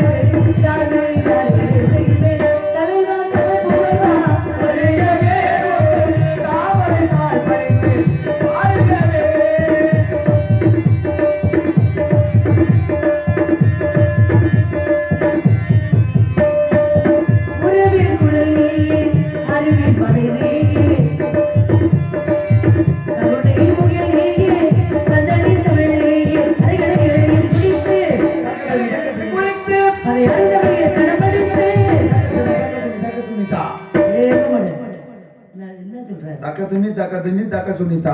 ஏய் அப்படி இல்ல, தக்க ஜுன்னு ஜுன்னு அப்படி சொல்லுங்க. அசிங்கம் அப்படி சொல்லுங்க. அருகலையை முடித்து அருகலையை கண்மணித்து அழகிய பகுதியை அடித்து அதாவது நாயனை முடித்து மாணவர்களும் மாணவர்களும் காணவரும் காணவர்களும் இதமும் அதமும் ஒதுமுடித்து பிள்ளைகளை கொண்டவர்கள் அழகிட்டும் செம்மியோடு பாதம் போட்டு வணங்குகிறேன். நல்லாசிரியர் பல கூற வேண்டும். வாழ்க வளர்க வல்லாண்டு வல்லா இதை தாண்டி பல கோடி நூறாண்டு வாழ்கையின் சிந்தை புலர வைத்த செழுந்தமிழ் செல்வியே வந்தாரை வாழ வைக்க வந்தவள் நாட்டிலே வந்த முறையாமல் வணக்கம் செய்த மாபெரும் தமிழ் செல்வியை வாழ்க வளர்க வையகமெல்லாம் உன்னை வாழ்த்த வேண்டும். அம்மா உங்க 2 பேரும் என்ன பண்ணலாம்? இந்த பிள்ளை எப்படியாவது தயார் பண்ணி ஆமா எப்படியாவது திறக்க வச்சுக்கிறோம். சென்று வாருங்கள் பொருத்தமான ஜோடி உங்க 2 பேருக்கும் அற்புதம் ஆக இருக்கட்டும். இருந்தாலும் கூட தொட்டனை துருமணர் கனிமா அந்த ரெக்கை கட்டனை துரு அறிவு என்று சொன்னார்களே. மணலை தோண்ட தோண்ட எவ்வாறு நீர் சுரக்கின்றதோ அதுபோல கல்வியை கற்க கற்க அறிவுகள் வளரப்பட வேண்டும் என்று சொன்னார்கள். அற்புதமான வரவேற்பு கொடுத்தாய் பெண்மகளே, மக்கற்ற மகிழ்வானேன். ஆக இப்பேற்பட்ட வரவேற்பை இந்த பூலோகத்திலே எந்த ஒரு பெண்மகளும் இதுவரைக்கும் இப்படி கொடுத்தது கிடையாது. எத்தனையோ வரவேற்புகளை சந்தித்த நான், எத்தனையோ பெண்களை சந்தித்த நான் இந்த பூலோகத்திலே குறிஞ்சி நிலத்திலே வேள்விமலை சாரல் ஓரத்திலே ஆக திணைகளை காக்கக்கூடிய வள்ளிநாயகியை சந்தித்ததிலே மற்றற்ற மகிழ்வானே. ஆனா நீங்க கொடுத்த வரவேற்பு தான் கொஞ்சம் வியப்பாக இருந்தது எனக்கு. என்ன காரணம்? காரணம் என்ன அப்படின்னா, நீங்க என்ன பாடல் என்ற பாடுனீங்க? தமிழ் பாடல். தமிழ் பாடல் தான். நீங்க ஆங்கிலத்துல பாடுனீங்களே, ஏன் பாடுனீங்கன்னு கேட்கல. என்ன பாடல் கேட்டீங்களா? அதான் சொன்னேன். இல்லம்மா, நீங்க எனக்காக ஒரு பாடல் பாடுனீங்கல்ல, ஆமா, அதை வந்து கொஞ்சம் வசனமா சொல்லுங்களேன் என்கிட்ட. அது எப்படி பாட்டை போய் வசனமா சொல்றது? அப்போ உங்களுக்கு பாட்டாதான் பாட தெரியும். அந்த பாட்டை வசனமா பேசினா உனக்கு வசனம் பேச தெரியாது. அது எப்படி வசனமா பேசுறதுன்னு தான் கேட்டேன் தவிர எனக்கு தெரியாதுன்னு சொன்னா. உனக்கு தெரியும்ல. ஒரே ஒரு விஷயம் மட்டும் கேட்கிறேன், இதுக்கு மட்டும் பதில் சொல்லு. சொல்லுங்க. தலைவா தவ புதல்வா. இதுதான் நீங்க ஆரம்பத்துல வச்ச வார்த்தை. ஆமா. தலைவா. என்னைய தலைவன் சொல்லிருக்கீங்க. ஆமா. தவ புதல்வன் சொல்லிருக்கீங்க. தலைவன்னா நான் எந்த நாட்டுக்கு தலைவன்? இல்ல ஒண்ணு தலைவரா இருந்திருக்கணும், இல்ல இனிமே தலைவரா நின்றுக்கணும். நிக்க போறேன் தெரியணும். தலைவா எந்த நாட்டுக்கு தலைவன்? இல்ல எந்த வீட்டுக்கு, அதாவது எந்த வீட்டுக்கு தலைவன்? இல்ல எந்த ஊருக்கு தலைவன்? வாயில வரதோட வார்த்தை நீங்க பேசிட்டீங்கன்னா கேட்டுட்டு போறதுக்கு நான் காதல பூ சுத்திட்டு வரல. நான் சுத்தி இருக்க பூ வேற, தலையில சுத்திருக்கீங்க. புரியுதா? அதுக்குன்னு ஒரு மதிப்பு இருக்கு, மரியாதை இருக்கு. வர்ற வார்த்தை பூரா வசனம் பூரா வார்த்தை தானே. கேட்டுக்கிட்டு பா ஊருக்கு 4 பேர் கை தட்டிட்டாங்கன்னா இப்போ என்ன வேணாலும் பேசுவியே, அதை வேணாலும் கேட்டு போயிடுவோமா? அது ஆகாது. தலைவான்னு என்கிட்ட சொல்லி பாடிருக்கீங்க. நான் எந்த நாட்டுக்கு தலைவனாக இருந்தேன், இல்ல எந்த வீட்டுக்காக தலைவன், இல்ல ஏதாவது ஒரு ஊருக்கு தலைவன். தவ புதல்வன். இந்த தவ புதல்வனா யார் தெரியுமா? குழந்தையே இல்லாமல் ஒரு கணவன் மனைவியில் ஒரு 10 வருடமாக குழந்தை இல்லாமல் பழனிமலைக்கோ திருச்செந்தூருக்கோ திருத்தணிகைக்கோ எங்கேயாவது இங்க இருந்து பாத யாத்திரையா போய் 10 வருடம் கழித்து அந்த முருகனுடைய அருளாலே ஒரு குழந்தை பிறந்துச்சு வச்சுங்களேன், அதுக்கு பேரு தவ புதல்வன் வைப்பாங்க, தவ மணின்னு வைப்பா. தவம் கிடந்த பெத்த பிள்ளையா அப்படிம்பாங்க. ஆனா எங்க அப்பா பிரம்மா, எங்க அம்மா கலைவாணி, இவங்க 2 பேருக்கும் பாருங்கள். எங்க அப்பாவுக்கு எனக்கு முன்பதாகவே தக்கன், வஜிஷர், அத்திரி, பிறகி, கிருது, புலகர், புலஸ்தியர், மாரிசர், ஆங்கிலேசர், நாரதர். அப்ப நான் 10ஆவதாக பிறந்திருக்கேன். எனக்கு முன்பதாக 9 பேர் பிறந்தாச்சு. நான் தவ புதல்வனும் இல்ல, தலைவனும் இல்ல. எந்த நாட்டுக்கு தலைவன்? நான் எப்படி தவ புதல்வன்? பதில சொல்லிட்டு அடுத்த கதை பாடல பாடலாம். பதில் சொல்ல முடியலைன்னா நீங்க இந்த இடத்துல நிக்கிறதே வீணா போயிடும். வள்ளிங்கிற வேஷம் போடுறதுக்கு அர்த்தம்லாம் போயிடும். நம்ம எதை வேணாலும் பாடிட்டு போயிடலாம், எதை வேணாலும் பேசிட்டு. நீ யாரு வந்தாலும் பாடு. நான் நீ ஒரு வார்த்தை கொடுத்தீங்கன்னா அந்த வார்த்தைக்கு என்ன விளக்கம்? அங்க இருந்துகிட்டு என்ன வேணாலும் சொல்லிட்டு போயிடலாம். இங்க இருந்துகிட்டு பேசுகின்ற பொழுது எதிராளி இதுக்கு என்ன விளக்கம்னு கேட்டா விளக்கம் கொடுக்க முடியலன்னா மூக்கு விட்டு போகும். இதை விட ஒரு அசிங்கம் வேற எதுவுமே இருக்காது.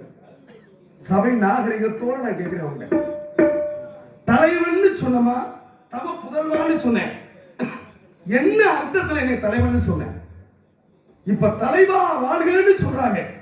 அவர் தேர்தல் நிக்க போறோம்னு அர்த்தம். நான் ஏதாவது தேர்தல் நிக்கிறேன்னு சொன்னா, ஒன்று தவ புதல்வனும் இல்லை, தலைவனும் இல்லை. எந்த இடத்துல தவ புதல்வன், எந்த இடத்துல தலைவன்? எடுத்து உரைப்பா என்று உன்னிடத்திலே ஒரு சில விவரங்கள் கேட்டு தெரிந்து கொள்ள வேண்டும் என்று ஆசையோடு வந்திருக்கிறேன். கேட்கலாமா? இந்த பேர் வாங்குறதுல 2 வகை இருக்கு. ஒண்ணு பேசி பேர் வாங்குறது, மற்றொன்று அடுத்தவங்களை வந்து குறை சொல்லியே பேர் வாங்குறது. நான் என்ன உன்னை குறை சொல்லிவிட்டேன்? ஏன் இப்ப வந்து ஏன் மண்டகப்படி? சரி, இதுல நீங்க தேங்காய் உடைக்க கூடாது. என்ன தேங்காய் உடைக்க வைக்கிற நீ? சரியா? நீங்க கேள்வி கேட்டுட்டீங்க, நான் அதுக்கு பதில் சொல்றேன். சரியா? ஏன் நீங்க என்ன பேசுறீங்கன்னு எனக்கு தெரியாம நான் என்ன பேசுறேன் உங்களுக்கு தெரிந்த ஓட்டமான நண்ட ஓட்டமா உடனே கூடாது. எனக்கு பிடிக்காது. நம்ம என்ன பேசுறது, ஒரு கொஞ்சம் விஷயங்கள் பேசினாலும் தெளிவா போய் சேரணும், சேர வேண்டிய இடத்துக்கு. சரி, நான் பாடிய பாடல்ல உங்களுக்கு சந்தேகம் வந்துருச்சு. தலைவா, தலைவர் வாழ்க. நான் எந்த ஊருக்கு தலைவன், எந்த நாட்டுக்கு தலைவன்? இந்த உலகத்திலேயே எல்லாருடைய பேரையும் வைப்பாங்க. கணபதினு பேர் வைப்பாங்க, விநாயகர்னு கூட பேர் வைப்பாங்க, விநாயகமூர்த்தின்னு பேர் வைப்பாங்க, இப்படி எல்லாம் முருகன் பேர் வைப்பாங்க. எல்லா தெய்வத்துடைய பேரையும் வைப்பாங்க. 3 பேர்த்து பேரையும் இந்த மட்டும் இந்த உலகத்துல வைக்க மாட்டாங்க. யார் தெரியுமா? ஒண்ணு யமதர்ம, இன்னொன்று சனி, ஒண்ணு அடுத்த ஆளு நீங்க. எந்த புண்ணியவாங்களோட கொண்டு உங்க பேரை சேர்த்திருக்கா பாருங்க. யாருக்காவது யமதர்மன் பேர் வச்சிருக்கோமா? யாருக்காவது சனி பகவான் பேர் வச்சிருக்கோமா? யாருக்காவது நாரதர்னு பேர் வச்சிருக்கோமா? இந்த ஒரு ஆளு நாரதர் இருக்கிறதுனாலயே இந்த உலகம் இந்த பாடுபடுது. இவங்க தலைவருக்கு பதவிக்கு நின்னாங்கன்னா இந்த உலக நிலைமை என்ன ஆகும்னு யோசனை பண்ணி பாருங்க. நீங்க இவங்க லட்சணத்துல ஒரு தலைவருக்கு கையை தட்டி வம்ப கட்டி வர்றீங்க. சரி, சந்தோஷம். நீங்க அப்படியே கை தட்டுங்க, எனக்கு மட்டும் தட்டுங்க. அதெல்லாம் எதுக்கு? நன்றி நன்றி. நியாயம். எனக்கு ஆள் இருக்கியா? நியாயம் எந்த பக்கமோ அந்த பக்கம் கை தட்ட வரணும். அப்படி கிடையாது. மக்கள் திருப்பி மகேசன் திருப்பி ஈசனுக்கு ஒப்பாகத்தான் நீங்க இருக்கீங்க. நான் எந்த ஊருக்கு போனாலும் சரி, சரி, ஒண்ணு நான் ஜெயிக்கணும், அடுத்து இல்லையா நான் தான் ஜெயிக்கணும். ரெண்டு ஒண்ணுதான் விடு. அப்படி கிடையாது. ஆ. எந்த வகையில பார்த்தாலும் வெற்றி எனக்கே தான் இருக்கணும். இன்னும் உனக்கு அதாவது நினைப்பு பொழப்ப கெடுக்குது. ஆனா இப்படி கேள்வி கேட்கணும், ஆ, எனக்கு அதான் பிடிக்கும். பேசு. அதாவது மூளையை மூளையில வைக்காம மூளைக்கு வேலை கொடுக்கணும். கொடுக்கணும். ஒரு பாட்டை பாடுனேன்னா அது என்ன எதுக்குமா பாடுறேன்? என்ன விளக்கம்னு கேட்கணும்ல. தலைவா அப்படின்னு சொன்னா நீங்க நாட்டுக்கு தலைவனும் இல்ல, வீட்டுக்கு தலைவனும் இல்ல, ஊருக்கு தலைவனும் இல்ல. நானும் தான் பாட்டு பாடுறேன், இந்த கதிரவனும் தான் பாட்டு பாடுறாரு, இந்த உலகத்துல எவ்வளவு பேர் பாட்டு பாடுறாங்க. என் மருமையை பூவரசை கூட தான் அழகா பாடுவார் பாட்டு. ஆனால் பாட்டுக்கு நாரதன் அப்படின்னு இங்க ஒருத்தர் தானே சொல்றாங்க. அப்ப நாட்டுக்கோ வீட்டுக்கோ ஊருக்கோ தலைவர் இல்ல, பாட்டுக்கு தலைவா. ஏத்துக்கலாம்ல? அப்படின்னு கை தட்டுங்க. சபாஷ். ஏத்துக்கிற மாதிரி தான் கை தட்டுங்க, இல்லைன்னா வேணாம். தவ புதல்வா, அற்புதமான கேள்வி. வரமா வரம் இருந்து, தவமா தவம் இருந்து, குழந்தையே இல்லாம ஒரு ஆலயத்துக்கு போய் குழந்தை பிறந்தா அந்த குழந்தைக்கு தவ புதல்வன், தவமணி அப்படி பேர் வைப்பாங்க. நான் தான் எனக்கு முன்னாடி 9 பேர் பிறந்துட்டாங்களேம்மா, எப்படி நான் தவ புதல்வனாவேன் அப்படிங்கிறது அற்புதமான கேள்வி. நல்லா மூளைக்கு வேலை கொடுத்துட்டீங்க, எனக்கு வேலை கொடுக்குறீங்க, அது வரைக்கும் முதல்ல உங்களுக்கு நன்றி. அதுக்கு என்ன அர்த்தம் தெரியுமா? தவமா தவம் இருந்து பெத்த பிள்ளை மட்டும் தவ புதல்வன் அல்ல. எந்த பிள்ளைனால பெற்ற தாய் தந்தையருக்கு புகழ் கிடைக்குதோ, அதான் வள்ளுவர் அழகா சொன்னார், ஈன்ற பொழுதின் பெரிதுவக்கும் தன் மகனை சான்றோன் என கேட்ட தாய். குழந்தைய பெத்தெடுக்கிறதுக்கு அவ்வளவு சிரமப்படுறான்.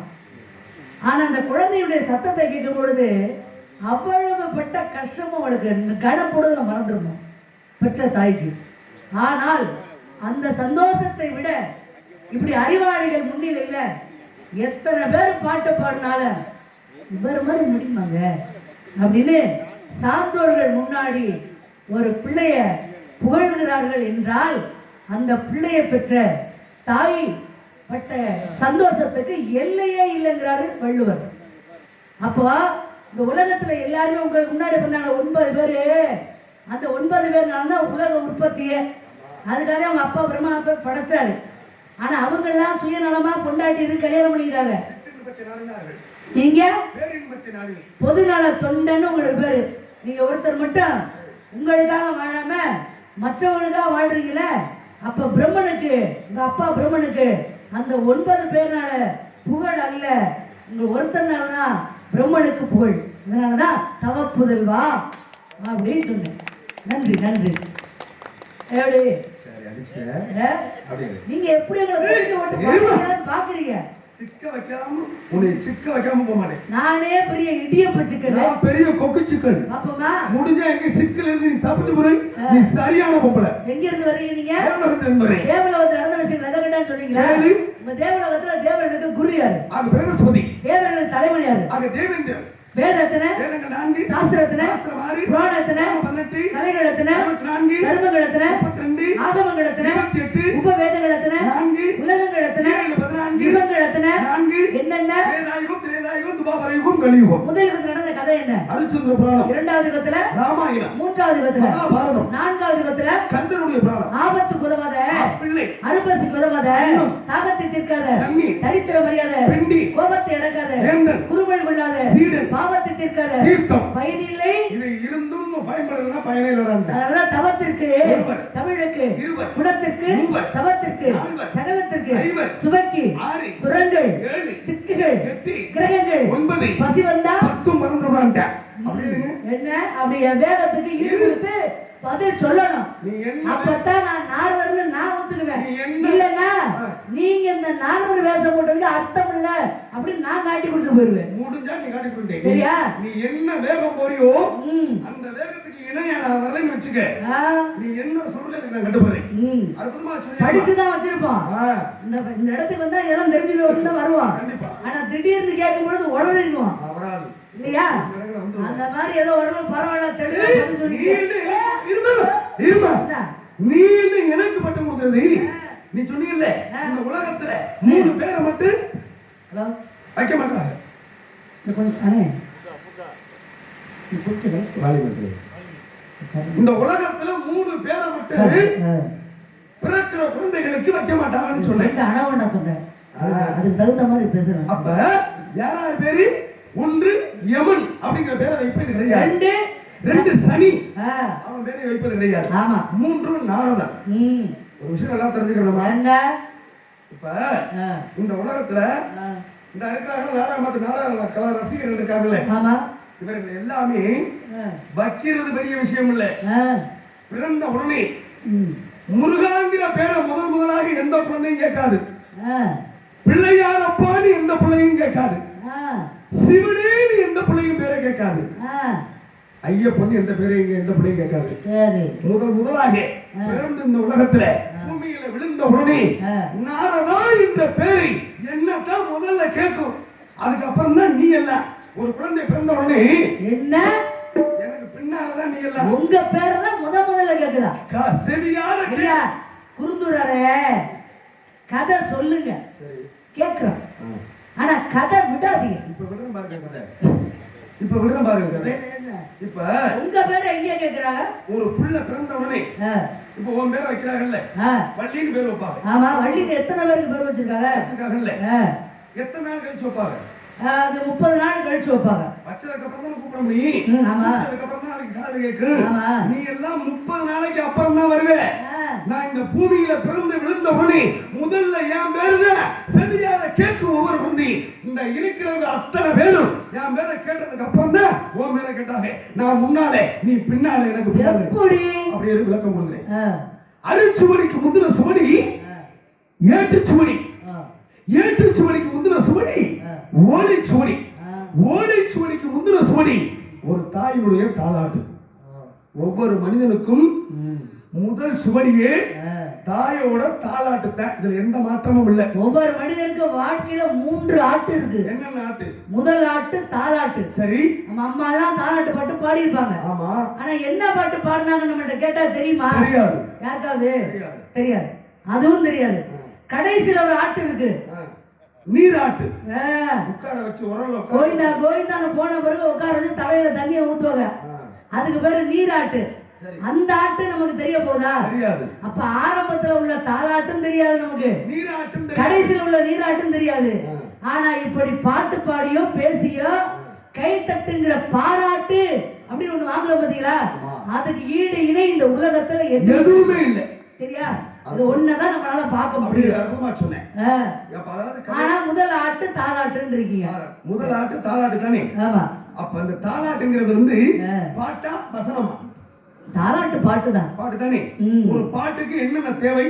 பாட்டுக்கு வந்து ராகம் தேவை, ராகம், சுதி தேவை, சுதி, தாளம் தேவை. முக்கியமா சுதிக்கு மறுபெயர், சுதிக்கு மறுபெயர் நாதம். நா என்றால் நாதம், வந்துச்சா? ரா என்றால் ராகம், தா என்றால் தாளம். 3 எழுத்தையும் கூட்டினால் என்ன பேர் வரும்? நாரதம். நாரதான்னு பேர் வருதா இல்லையா? முதல் எழுத்து எடுத்தாவா? முதல் நாவண்ணா, ராவண்ணா, தாவண்ணா, நாரதான்னு பேர் வருதா இல்லையா? தாலாட்டுங்கிற பாட்டுல நாதம், ராகம், தாளம், நாரதா என்ற ஒரு செவியிலே ஒரு குழந்தை பிறந்த உடனே நாரதாங்கிற பேரு நான் போயிருவேன். நீ வர முடியுமா? மனிதர்களுக்கும் ஒவ்வொரு மனிதனுக்கும் நல்ல ஒரு கைத்தட்டு கொடுங்க. நான் வந்துருவேன், கொடுங்க. நீ வர முடியாது. என்கிட்ட எனக்கெல்லாம் மனப்பக்குவம் இருக்கு. என் பேரை வைக்கலைன்னு வருத்தப்படாத. இதுதான் ஒவ்வொரு மனிதனும் கேட்கக்கூடிய அது என்ன கைத்தட்டா எரிச்சப்படுற ஆளு. நான்லாம் அப்படி இல்ல. எதிரியா இருந்தா கூட நல்ல விஷயங்களை சொல்லும் பொழுது நான் ஏத்துக்குவேன். அந்த பக்குவத்தை ஆண்டவன் எனக்கு கொடுத்துருக்கேன். எப்படி அற்புதமா சொன்னீங்க. சரி, தாலாட்டுங்கிற பாட்டுல நாரதர் நீங்க வந்துடுறீங்க. பேர் வந்துரும். சரி, ஏத்துக்கிறேன். அதை கேட்கக்கூடிய சூழல் உருவாகும். அம்மாலாம் என் கடைசியில தாலாட்டு பாட்டு கேட்டு தூங்கிய கடைசி தலைமுறை நம்மளாதான் இருக்கும். சரியா? அப்படின்னு அம்மா தாளாட்டுவாங்க. இப்பெல்லாம் ஆத்தா வாயை திறந்தா புள்ள கையெடுத்து கும்பிடுது, அம்மா தூங்கிடுறமா அப்படின்னு. இல்லையா தொட்டி ஆட்டிக்கிட்டு என் தம்பி தண்டராஜ் சொல்ற மாதிரி அவ்வளவுதான் தெரியுது. அப்படிங்கல நாயும் உள்ள வருது, புருஷனும் உள்ள வர்றேன். அந்த பொம்பளை எதை சொல்றாங்கன்னு தெரியல. நிலைமையெல்லாம் அப்படி போயிட்டு இருக்கு. இவங்க முதல்ல வராங்களா இங்க எல்லாம் ஒரு காலத்துல. இப்பெல்லாம் என்னையா இந்த காலத்துல என்னவா இவ்வளவு சவடா பேசுறீங்களே. நான் கேக்குறேன், நான் நாரதருங்கிற பேரை நான் தான் முதல்ல வர்றேன் அப்படின்னு ஒரு எடுத்துக்காட்டு சொல்லிருக்கீங்க. அது ஒரு விதத்துல ஏத்துக்கிறீங்க, எல்லா விதத்துல ஏத்துக்க முடியாது. சரி, ஆனா நீங்க வருத்தப்படாதீங்க. உங்க பேரை வச்சிருக்காங்க பூலோகத்துல. முதல்ல நீ தான் யாருக்காவது வச்சிருக்காங்கன்னு கேட்டீங்கல்ல, இப்ப வச்சிருக்காங்க. நான் வைக்கலேன்னு சொன்னாலும் இப்ப எப்படி வச்சிருக்காங்க? எங்க அண்ணன் முத்தப்பாண்டனோட ஜெராக்ஸ். எப்படின்னா அப்படி பேசுனா இப்படி பேசுவேன், இப்படி பேசுனா நான் அப்படி பேசுவேன். அவர் ஒருத்தர் தான் அப்படி பேசுவாரு. நான் இப்ப முதல்ல இல்லைன்னு சொன்னேனா, ஆனா இப்ப இருக்குன்னு சொல்றேன். எப்படி? இப்ப 2 பேர் ரகசியம் பேசிக்கிட்டு இருப்பாங்க. ஒரு 2 நண்பர்கள். அங்க இருந்து ஒருத்தர் வருவார். வந்த உடனே வரும்பொழுது இந்த 2 நண்பர்கள் பேசிக்கிட்டு இருக்காங்கல்ல, அதுல ஒருத்தர் சொல்லுவாரு, டேய் மாப்ள பேச்ச நிப்பாட்டு, நாரத வரேன். ஒரு ஆளுக்கு மட்டும் தெரிஞ்சிச்சு, நம்ம பெருங்கலூர்ல இருந்து கந்தரவட்டாரம் போய் அப்படியே ஆலங்குடி போய் அப்படியே நேரம் புதுக்கோட்டை போயிருக்கு. விஷயம் பூரா வரேன் நாரதன் வாய மூடு அப்படின்னு உங்களுக்கு பேர் வச்சிருக்காங்க பூலோகத்துல. உங்க பேரை வச்சிருக்காங்க. யார் யாருக்கு தெரியுமா? கோழுமுட்டி, குடும்ப கலக்கி, இந்த மாதிரி புண்ணியவான்களுக்கு உங்க பேர் இருக்கியா? ஏன் வருத்தப்படுறீங்க? வைக்கலைன்னு சொன்ன இப்ப வச்சிருக்காங்கன்னு சொன்னீங்க. அப்படி பேச தெரியுமே. சொல்லுங்க. ஊருக்காசு நான் சும்மாவா கிடக்கு? வெளியில நம்பி சக்தி பிரயோஜன மாதிரி வெளிநாட்டு பணம் வேற வந்து கிடக்கு. அப்படியே 2 பேர் ரகசியம் பேசுறாங்கல்ல, ரகசியம் பேசிக்கிட்டு இருக்கும்போது அங்க இருந்து ஒருத்தர் வர்றாருல்ல. ஆமா, மாப்பிள்ள பேச்சு நிப்பாட்டு, நாரத வர்றேன். இவனுக்கு தெரிஞ்சு பெருங்கலூர் மட்டுமல்ல பெருங்கலூரை சார்ந்த அத்தனை கிராமங்களுக்கு மத்த வச்சு விட்டுருவேன். பேச்ச நிப்பாட்டுன்னு சொல்லிட்டால. இப்ப நம்ம 2 பேரும் பேசுறோம்ல, நம்ம 2 பேரும் பேசுறது ரகசியமா? இது எப்படி ரகசியமாக? ஊரை கூட்டி வச்சு மைக்கு போட்டுல பேசிக்கிட்டு இருக்கா. ஒளிவாங்கலான்னு பேசிக்கிட்டு இருக்கோம். அப்ப நல்ல விஷயத்தானே பேசுறோம். நல்ல விஷயத்தை வெளிப்படையாக யாரு வந்தாலும் நல்லதை பேசலாம். அவ 2 பேரும் என்ன தெரியுமா பேசியிருப்பேன்?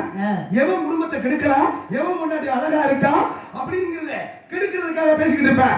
நாரதன் நான் ஒருத்தன் வரலைனா ஆக ஒருத்தன் பொண்டாட்டி கெட்டு போவான், ஒரு குடும்பம் கெட்டு போகும். நாரதன் வர்றது நல்லதா கெட்டதாயா? நல்லது. என்ன ஓட்டு புறம் அங்கிட்டு விழுகுது? நான் வர்றது நல்லது. ஒரு குடும்பம் காப்பாத்துறது, ஒரு பொண்டாட்டி காப்பாத்தப்படுறீங்க. நான் வரலைன்னு வச்சுக்கோங்க, எடுத்து விட்டுருவாங்க ஊரை. அப்ப ரகசியமா அவங்க கெட்ட விஷயத்தை தான் பேசுறாங்க. ரகசியமா பேசுறது பூரா கெட்ட விஷயம். நீங்க சொல்ற மாதிரி நல்ல விஷயமா இருந்தா தான் ஊரை கூட்டி வச்சு பேசிக்கிறாங்க. சரி, விஷயம் தெரியுமா? நீங்க வர்றது நல்லது நல்லது நல்லதுங்கிறீங்களே, சரி, நீங்க வர்றதுனால என்ன கெடுதல் இருக்குன்னு உங்களுக்கு தெரியுமா? என்ன கெடுதலை சொல்லு பாப்போம். ஏங்க, எங்களுக்கு நாடகம்னா ரொம்ப பிடிக்குங்க. நாடகம் பார்க்கறது ரொம்ப பிடிக்கும் அப்படின்னு நினைக்கக்கூடிய 2 நண்பர்கள் இருந்தாங்க. நிறைய பேர் இன்றைக்கு இருக்காங்க. அதனால நமக்கு இன்னைக்கு பொழப்பு நடக்குது. எனக்கு நாடகத்தை நடிக்கிறது பிடிக்கும். அதை விட நாடகம் பார்ப்பது ரொம்ப பிடிக்கிறா. எனக்கு பிடிக்கும். அப்படி 2 நண்பர்கள் ஒவ்வொரு ஊருக்கா நாடகம் போய் பார்த்துட்டு இருக்காங்க. ஒரு வண்டியில போய் பார்த்துருக்காங்க. 15 வருஷமா ஒன்றாக இருந்த நண்பர்கள் இந்த வருஷம் என்ன ஆச்சு? 2 பேருக்கு ஒரு பிரச்சனை வந்துருச்சு. சரி, என்ன பிரச்சனைங்கிறது இப்ப முக்கியம் இல்ல. சண்டை 2 பேரும் பிரிஞ்சுட்டாங்க. பிரிஞ்சா நாடகம் பார்க்க 2 பேரும் ஒரே இடத்துல தான் உட்கார்ந்து இருப்பாங்க எப்பவுமே. சரி, இந்த வருஷம் பார்த்தா ஒரு நண்பர் இந்த பக்கம் உட்கார்ந்துருக்காரு, இன்னொரு நண்பர் அந்த பக்கம் உட்கார்ந்துருக்காரு. பிரிஞ்சுட்டாங்க. இவங்க ரெண்டு பேர்த்தையும் கவனிச்சுக்கிட்டு இருந்த ஒரு பெரியவர் சொல்றாரு, அட சண்டாளத்தனன்னு 15 வருஷமா ஒன்னா தெரிஞ்சாங்கய்யா, எவன் நாரதர் வேலை பார்த்தேன்னே தெரியும். இப்படி புரிஞ்சுட்டாங்களே பாவத்தை அப்படின்னு. நீங்க வர்றீங்க முக்கியமான இடங்களுக்கெல்லாம் நீங்க வர்றீங்க, உங்களுக்கு எவ்வளவு பெருமை இருக்குன்னு உங்களுக்கு தெரியல. என்ன ஊரே சிரிக்குது உங்க லட்சணத்தை பார்த்து. சிரித்து வாழ வேண்டும், பிறர் சிரிக்க வாழ்ந்திடாதே. அப்படி ஒரு விஷயம் என்ன அப்படின்னா, 15 வருஷமா 2 பேரும் நண்பர்களா இருந்தாங்கல்ல. இந்த வருஷம் பார்த்தா 2 பேருமே இருசக்கர வாகனத்தை எடுத்துக்கிட்டு ஒரு நாடகம் பார்க்க போவாங்கல்ல, ஒற்றுமையா தானே இருந்தாங்க. இந்த வருஷம் பார்த்தா ஒருத்தர் இந்த பக்கமா தனியா உட்கார்ந்துருக்காரு, இன்னொருத்தர் அந்த பக்கமா தனியா உட்கார்ந்துருக்காரு. அப்போ ஒரு பெரியவர் என்ன சொல்றாரு, அட சண்டாளத்தனமே, 15 வருஷமா ஒன்னா இருந்தவனே எவன் நாரதர் வேலை பார்த்தான்னு தெரியல, இப்படி அக்கு சுக்கா பிரிஞ்சு கிடக்குறாங்களே அப்படின்னு அவர் சொல்றாருல. இவன் பிரிஞ்சது நல்லதா கெட்டதா?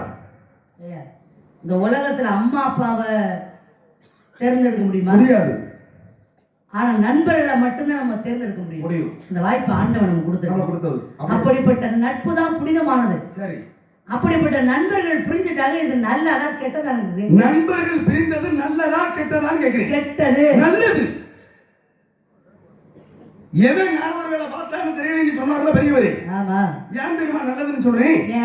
2 பேரும் 15 வருஷமா ஒன்னா தானே போனாங்க, ஒரே இடத்துல இருந்தா, ஒரு வண்டியில தானே 2 பேரும் வந்தாங்க. அப்ப இவன் பிரிஞ்சதுக்கு அப்புறம் ஒருத்த மனசுல எதிர் மாதிரி ஒரு எவன் நாரதர் வேலை பார்த்தான்னு தெரியலன்னு சொன்னீங்களா இல்லையா? நாரதர்னு ஒருத்தன் வேலை பார்க்கலைன்னா சாகுற வரைக்கும் அவன் ஓசி வீட்டுல ஒருத்தன் வந்திருப்பான். அதுக்கப்புறம் தான் நாரதர் வந்ததுக்கு அப்புறம் இவனுக்கு எதிரியா வீடு கட்டணும், கல்யாணம் பண்ணணும், ஒரு வண்டியை வாங்கி இவனுக்கு எதிரியா ஓட்டணும், ஒருத்தன் வாழ்க்கையை உயர்த்துவதற்கு நாரதன் வருவது முக்கியமியா? ஜாகிர வரைக்கும் ஓசி வீட்டுல போவேன். எப்படியா? எப்படி இருப்பேன்? உட்கார்ந்து யோசிக்கணும்ல. சரி சரி, நீ என்னை அடிச்சு காலி பண்ணும்போது நான் உன்னை அடிச்சு காலி பண்ணணும். அப்படி ஒருத்தருக்கு ஒருத்தர் மிஞ்சினாதான் யாருக்கு வெற்றிங்கிறது தீர்ப்பு அவங்க சொல்ல முடியும். இவ்வளவு சவுடால் பேசுற உங்களுக்கு, நீங்க பேசுற உங்களுக்கு திருச்செந்தூர்ல வேலாடும்னு யார் நாளும் கேட்டனே, அதுக்கு நீங்க பதில் சொன்னீங்களா? முதல்ல நான் அவங்கள்ட்ட அவகாசம் வாங்கிட்டேன். ஐயா நான் எல்லாரும் சாட்சி, நான் கேட்டுக்கிட்டேன் இல்லையா? அந்த அம்மா வந்ததுக்கு அப்புறம் நான் சொல்றேன்னு சொல்லிட்டேன். அதுக்கு சம்மதம் சொல்லிட்டீங்களா இல்லையா? கேட்டுக்கங்க. நான் வந்துட்டேன்ல, சொல்லுங்க. கேளுங்க, கேட்ட பதில் சொல்றேன். அற்புதமா சொன்னமா, திருச்செந்தூரிலே வேளாடும்னு சொல்லிட்டு நீ ஒரு பாட்டை பாடுனா அந்த பாட்டுல இருந்து உன் பாட்டுல இருந்து எப்படி நான் கேள்வி கேட்டலும், நீ பாடிய பாட்டுல இருந்து என்கிட்ட ஒரு கேள்வி வைக்கிறேன். ஆமா, அற்புதம். திருச்செந்தூர்ல 3 பேருக்காக வேளாடியது, வேலு ஒருத்தருக்காக ஆடப்பட்டது. இந்த 3 பேர் யார் தெரியுமா? வெள்ளையர்கள் தமிழகத்தை குறி வைக்கின்றார்கள். இன்ற அளவுல கூட குறி வச்சுக்கிட்டு இருக்காங்க. அது உண்மைதான். மிக பிரம்மாண்டமான அதிசயமான பொருட்கள் தஞ்சாவூர் ஆக பெரிய கோவிலை கட்டிய ராஜராஜ சோழன் எப்படா கட்டின என்று இன்று வரைக்கும் ஆராய்ச்சி வியந்து கொண்டிருக்கின்றது. இன்னைக்கு தமிழர்கள் கட்டின கரிகால சோழன் கட்டின கல்லணையை பார்த்து இன்னைக்கு ஆச்சரியப்படுறாங்க. எப்படி தண்ணி போய்கிட்டு இருக்கு, அதுல பாலத்தை கட்டியிருக்கேன், எப்படி அறிவு இந்த தமிழர்களுக்கு மட்டும் எப்படி ஒரு அறிவு அப்படி இன்னைக்கு ஆச்சரியப்பட்டு இருக்காங்க. வெள்ளையர்கள் கொள்ளையடிப்பதற்காக திருச்செந்தூர் வர்றாங்க. திருச்செந்தூர் வந்து பூட்டி இருந்த பூட்டை கோவிலே உடைத்து உள்ள போறாக. முருகனுடைய சிலை இருக்கு, சிலையை பார்த்து வியக்கின்றார்கள். இந்த ஒரு சிலை போதும் தூக்குடா அப்படின்னு தூக்கியாச்சு. தூக்கு படகுல வச்சுட்டு கடல் வழி பயணமா போய்கிட்டு இருக்கின்ற பொழுது அப்பதான் முருகனுடைய அருளாலே மழை, மின்னல், காற்று, புயல் அடிக்கின்றது. அடிச்சா அப்பதான் வியந்து போன வெள்ளக்காரன், இந்த சிலையை தூக்கி வச்சுட்டு போனோம், நம்ம உயிர் தப்புறது பெரிய விஷயமா இருக்கு, முதல்ல இந்த சிலையை தூக்கி கடற்கரை போடுறான். கடத்திக்கிட்டு போன சிலையை தூக்கி நடுக்கடலை போட்டேன். போட்ட மாத்திரத்துல ஊர் மக்கள் எல்லாரும் வந்து பாக்குறாங்க, கருவறைக்குள்ள சிலை இல்லை, சிலை இல்லாமல் வெறும் கோவில்ல வச்சோம்னா ஊருக்கு தரித்திரம் முடிக்கும்னு சொல்லி அது ஒரு சிலையை தயார் செய்து பிரதிஷ்டை பண்ணியாச்சு. அப்ப அந்த முருகன் சிலை அந்த கடலுக்குள்ள நடக்கா இல்லையா, அவன் போட்டு அவன் நாட்டுக்கு போயிட்டான்.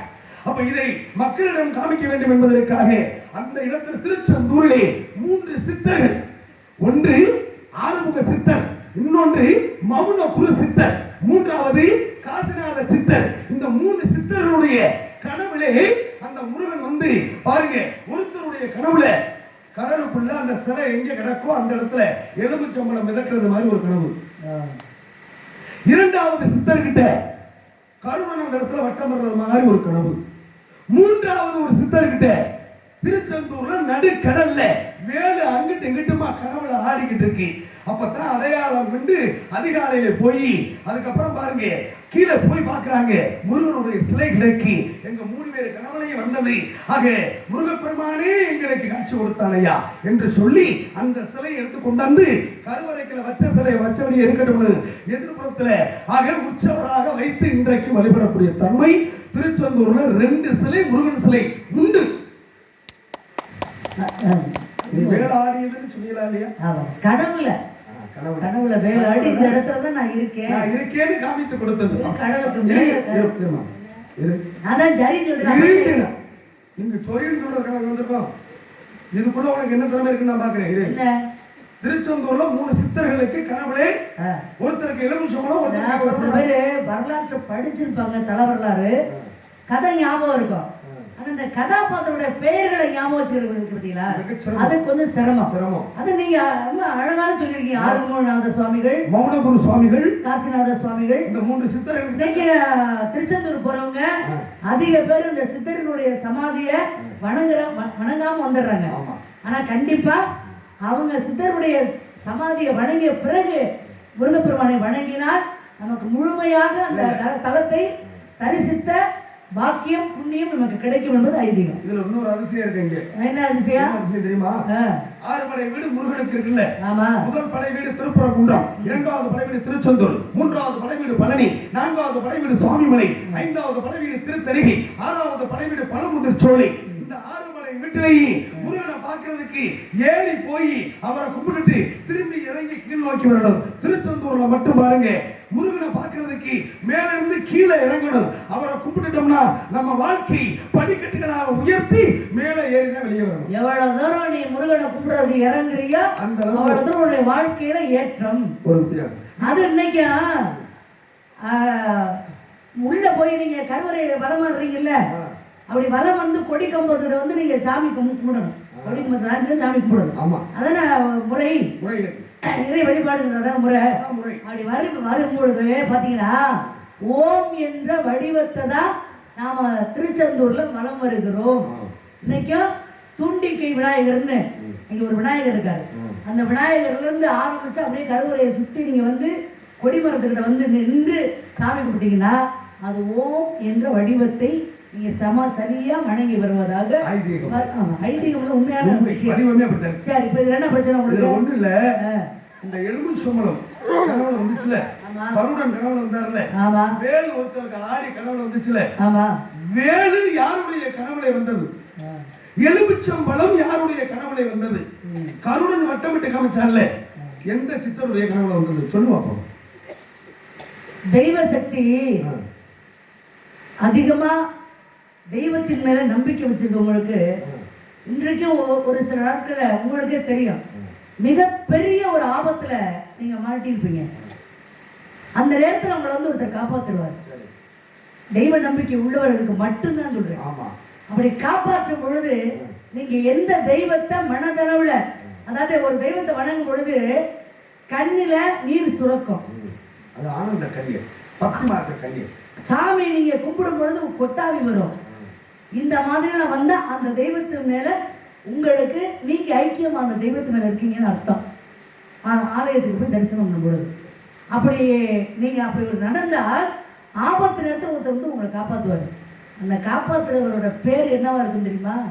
நீங்க எந்த தெய்வத்தை ரொம்ப மனப்பூர்வமா மனதளவுல நினைக்கிறீங்களோ அவரோட பேராக தான் இருக்கும். ஏன்னா இது என்னுடைய வாழ்க்கை நான் கண்ட அனுபவம். ஏன்னா நான் முருகனை சிறு குழந்தையிலிருந்து எனக்கு விவரம் தெரிஞ்சனால முருகனை அதிகமாக வணங்குவேன். எனக்கு ரொம்ப நான் மனது ரொம்ப வேதனையான நேரத்தில் ஆறுதலை சொல்லி வாழ்க்கையில் ஒரு மாற்றத்தை ஏற்படுத்தணும் அப்படின்னு ஏற்படாதா அப்படின்ற ஏக்கத்தில் இருக்கும் பொழுது அப்போ வந்து ஒருத்தர் ஆறுதலை சொல்வார்.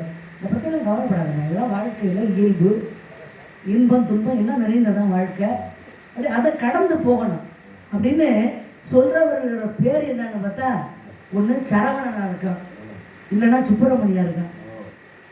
உண்மையிலேயே இது என்னுடைய வாழ்க்கையில நடந்துச்சு. இது எதுக்காக சொல்றேன் அப்படின்னா, யாருடைய கனவுலன்னு கேட்டீங்கல்ல, அதாவது காசிநாத சுவாமிகளுடைய கனவுல தான் எலுமிச்சங்கனி கனவுல விழுந்தது. மௌனகுரு சுவாமியுடைய கனவுல தான் கருடன் மேல வட்டமிட்டது போல கனவுல வந்தது. ஆனால் இந்த வேலு யார் கையில இருக்கா?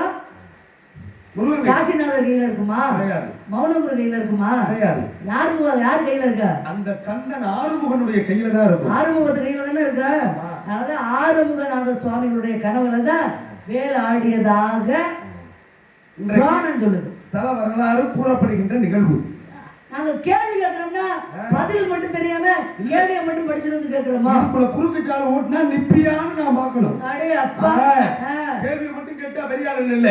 நான் பதில சொல்லிருக்கேன், அதுக்குள்ள ஒரு கேள்வி. அந்த கேள்விக்கு நீ விட கண்டுபிடிக்கணும். கண்டுபிடிச்சா நீ பெரிய ஆளு. ஆனா நீங்க இன்னொரு புள்ளி வச்சீல. என்ன புள்ளி? இன்னைக்கு வேப்பிலையில இனிக்குது. ஆமா. ஒரு பக்கம் கசக்குது, ஒரு பக்கம் இனிக்குது. அப்படின்னு சொல்றீங்கல்ல, சொன்னீங்கல்ல. சாய்பாபா சீரடி ஆலயத்திலே. ஆமா. அது ஏன் ஒரு பக்கம் இனிக்குது, ஒரு பக்கம் கசக்குதுன்னு சொல்றீங்க? நான் கேள்வி வச்சேன். அப்படியா? ஆமா. சரி, அந்த கேள்வி அப்படியே இருக்கு. ஆனா நான் கேட்ட கேள்விக்கு சரியான பதில் சொன்னீங்க. சரி. இன்னைக்கு சமயபுரம் மாரியம்மனுடைய அதாவது சிலை வந்து வேப்ப மர தூள்களாலே உருவாக்கப்பட்டது. அதனால அந்த அம்பாளுக்கு அபிஷேகம் எந்த அபிஷேகமும் கிடையாது. எந்த அபிஷேகமே கிடையாது. வேப்பிலையினால மட்டும் அபிஷேகம் பண்ணுவாங்க. அப்ப பாரு, ஒரு அபிஷேகம் நடக்குது அப்படின்னா அது வேப்பிலை அபிஷேகம் மட்டும்தான். அது நின்ற அளவு நடந்துகிட்டு ஏத்துக்கிட்டேன். சரி. ஆனால் இப்ப நீங்க கேட்டீங்கல்ல ஒரு கேள்வி. சரி. அது எனக்கு உண்மையிலே பதில் தெரியாது. அற்புதமா சொல்ற. உண்மையிலே தெரியாத, நான் தெரிஞ்ச மாதிரி நடிக்க மாட்டேன். ஒரு சில பேர் நடிப்பாங்க. இல்லைன்னா ஐயோ தெரியாதுன்னு சொன்னா மரியாதை குறைவா போயிருக்கணும் ஒரு பொய்யா சொல்லி விடுவாங்க. அது தவறு. நான் அப்படி கிடையாது. அது தவறு. என்னை பத்தி நீங்க கேள்விப்பட்டிருக்க மாட்டீங்க. எப்படி?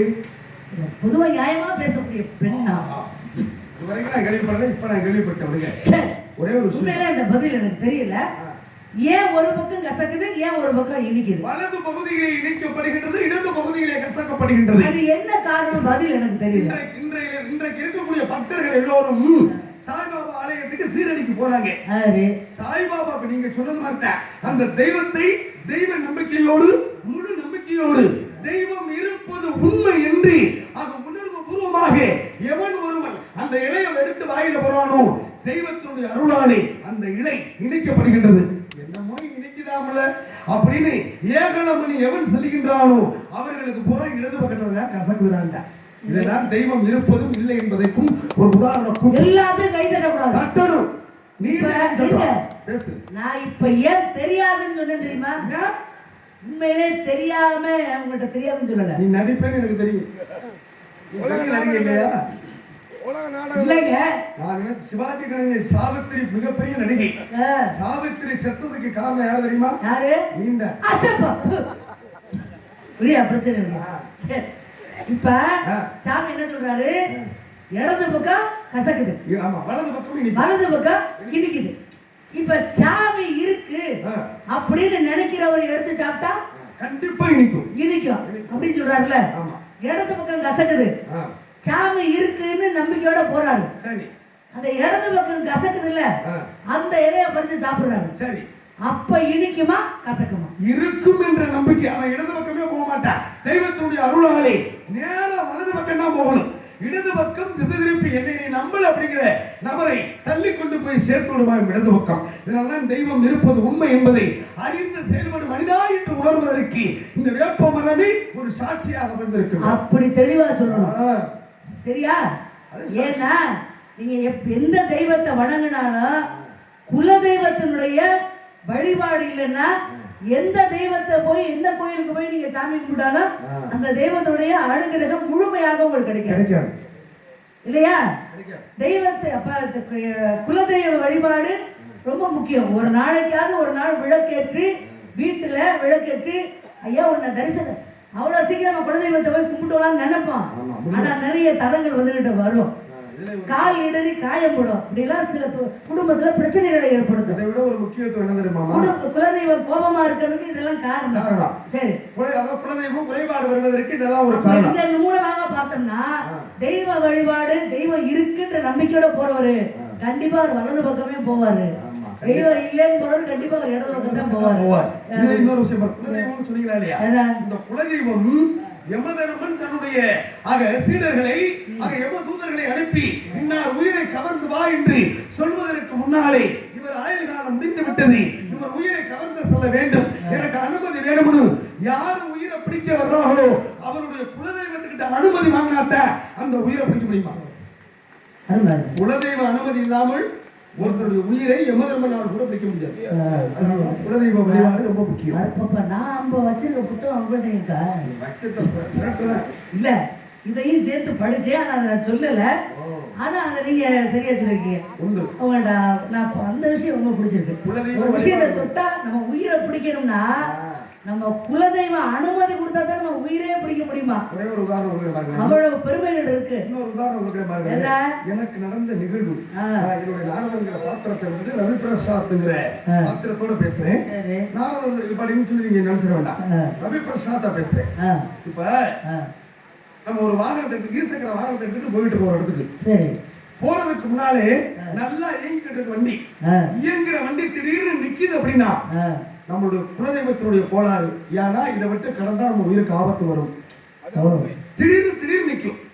கொஞ்ச நேரம் ஒரு 5 நிமிஷமோ 10 நிமிஷமோ ஒருத்தர் யாராவது ஒருத்தர் உதவிக்கு வருவாரு, இல்ல வண்டி ஸ்டார்ட் ஆயிரும், உடனே எடுத்துட்டு போயிடலாம். அப்ப ஒரு இடத்துல பாருங்க, இருசக்கர வாகனத்துல நான் போய்கிட்டு இருக்கேன். போய் கொண்டு இருக்கின்ற பொழுது நல்லா போய்கிட்டு இருந்த வண்டி திடீர்னு நின்று போச்சு. நின்று போன மாத்திரத்திலே எனக்கு பின்புறமாக வந்து முன்னால போன மாட்டீங்களா, அவன் அடிபடி கிடக்குறாங்க. அப்பதான் என்னுடைய எங்க அம்மா என்னை பெற்றார்கள்.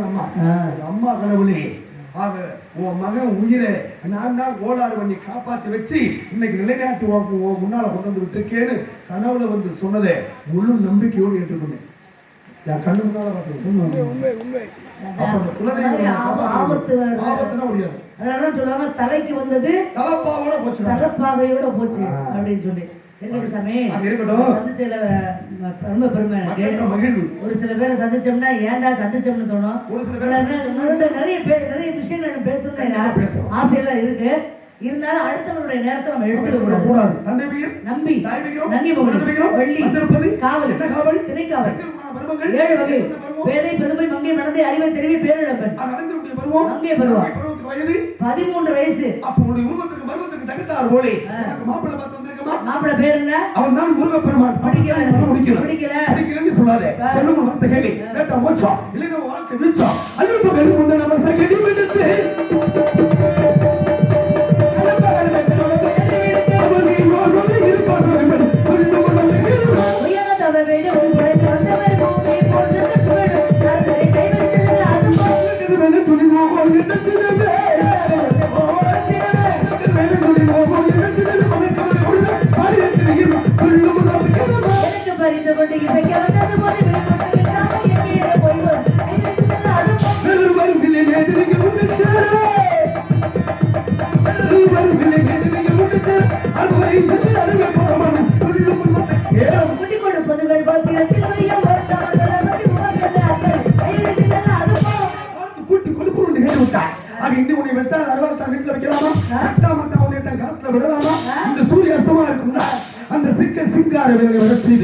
உனக்கு மகனுக்கு திருமணத்தை முடிக்காவட்டா என்பது நாரதம் அல்ல, நன்கு பிரம்மம் நிச்சயம் அல்ல. இது சத்தியம், இது சத்தியம். அது வரைக்கும் இருக்கிற பத்தியம் போயிட்டு வர அற பைத்தியம், முழு பைத்தியம். முருகனை மாப்பிள்ளைய பார்த்து சொன்னீங்கல்ல, முருகனுடைய முதல் படைவீடு என்னன்னு சொன்னீங்க? திருப்பரங்குன்றம்னு சொல்லி. 2வது படைவீடு திருச்செந்தூர்னு சொல்லி. 3வது படைவீடு அதான் பழனி. பழனியில முருகனுடைய சிலை இருக்குல்ல, சரி, நவபாஷான சிலை. ஆமா. எந்த சித்தர் செஞ்சது? அது போகர் என்ற சித்தர் செய்த சிலை. போகர் என்கிற சித்தர் செஞ்சதுதானே அது? ஆமா. இன்னைக்கு அதுல அபிஷேகம் பண்ணி அதை நாம சாப்பிட்டோம்னா நோய்கள் தீரும். தீருதுல? ஆமா. போகர் செஞ்சது ஒரு சிலையா இல்ல 3 சிலையா? பழனியில தான் போகர் செய்தார் என்பதற்கு அடையாள சான்று. எல்லாரும் போகர் ஒரு சிலை தான் செஞ்சாருன்னு நினைச்சிட்டு இருக்காங்க. சரி. ஆனா நான் சொல்றேன், போகர் செய்தது மொத்தம் 3 சிலை. ஒன்று பழனியில இருக்கு, இன்னும் 2 சிலை எந்த ஊர்ல இருக்கு சொல்லிட்டு போயா. கடைசி நேரத்துல ஒரு பேர் வாங்க நினைக்கிறாங்களா? நான் இதுதான் தொழில் நுணுக்கம். எப்ப கதாநாயகியா மாறுவேன், எப்ப வில்லியா மாறுவேன்னு அது எனக்கே தெரியாது. அது எங்க அப்பன் எம்பெருமான் முருகன் போட்ட பிச்சை. அது வள்ளிக்கு வள்ளி வில்லிக்கு வில்லின்னு சொல்றீங்களே, தெரியல? ஜாமியாருக்கு ஜாமியாரு, சண்டியருக்கு சண்டியரு. சொல்லுங்க. போகர் தானே செய்தார் சிலை. ஆமா. எத்தனை பாசானம் கொண்டு செய்தாரு? நவபாஷான சிலை. தச பாசான சிலை, 10 பாசானம் கொண்ட ஒரு சிலை ஒரு ஊர்ல உண்டு. எந்த ஊர்? நீ இதுக்கு பதில் சொல்லு. இந்த 2 சிலைக்கு நான் பதில் சொல்லல அப்படின்னா இந்த யாரை கலந்துக்க வச்சு போயிரு தம்பி ஒரு தங்கச்சி ஆ. இந்த ஓட்டெல்லாம் வேற எவன்டே இதுக்கெல்லாம் பதில் கண்டுபிடிக்க சட்டியை ஒடிச்சு ஒரு விடுவாங்க 40 வருஷம் ஆகணும் மகனா. 60 வருஷம் ஆகும் பல்லெல்லாம் கலந்து கிளவியா போயிருவேன் அரே அப்பா போட்டு பாப்பா அப்பா. ஒரு சட்டை வாங்கி போன தொப்புள்ள சாமியா கவலை சொல்றாங்க. இது நல்லா இருக்க சட்டை வாங்கி போட துப்பு இல்லையா ஆமா இப்ப வேற சட்டையில நாரதர் என்ன சட்டையை போட்டுக்கிட்டா வருவாரு எப்படியா இருக்கு பிடிக்கலையா எனக்கு முருகனை. ஒரு பூவுக்கு ஒரு அரசன் பூவரசன் எனக்கு பிடிக்கல முருகனை. பிடிக்கல ஒரு பொய் தான் சொல்லிக்கிட்டு இருக்கேன். முருகன் நிறைய ஆசையெல்லாம் இருக்கு. அவர் சொல்ற நேரம் ரொம்ப குறைவா இருக்கு. அதில் ஒரு 5:30 மினிட் வந்து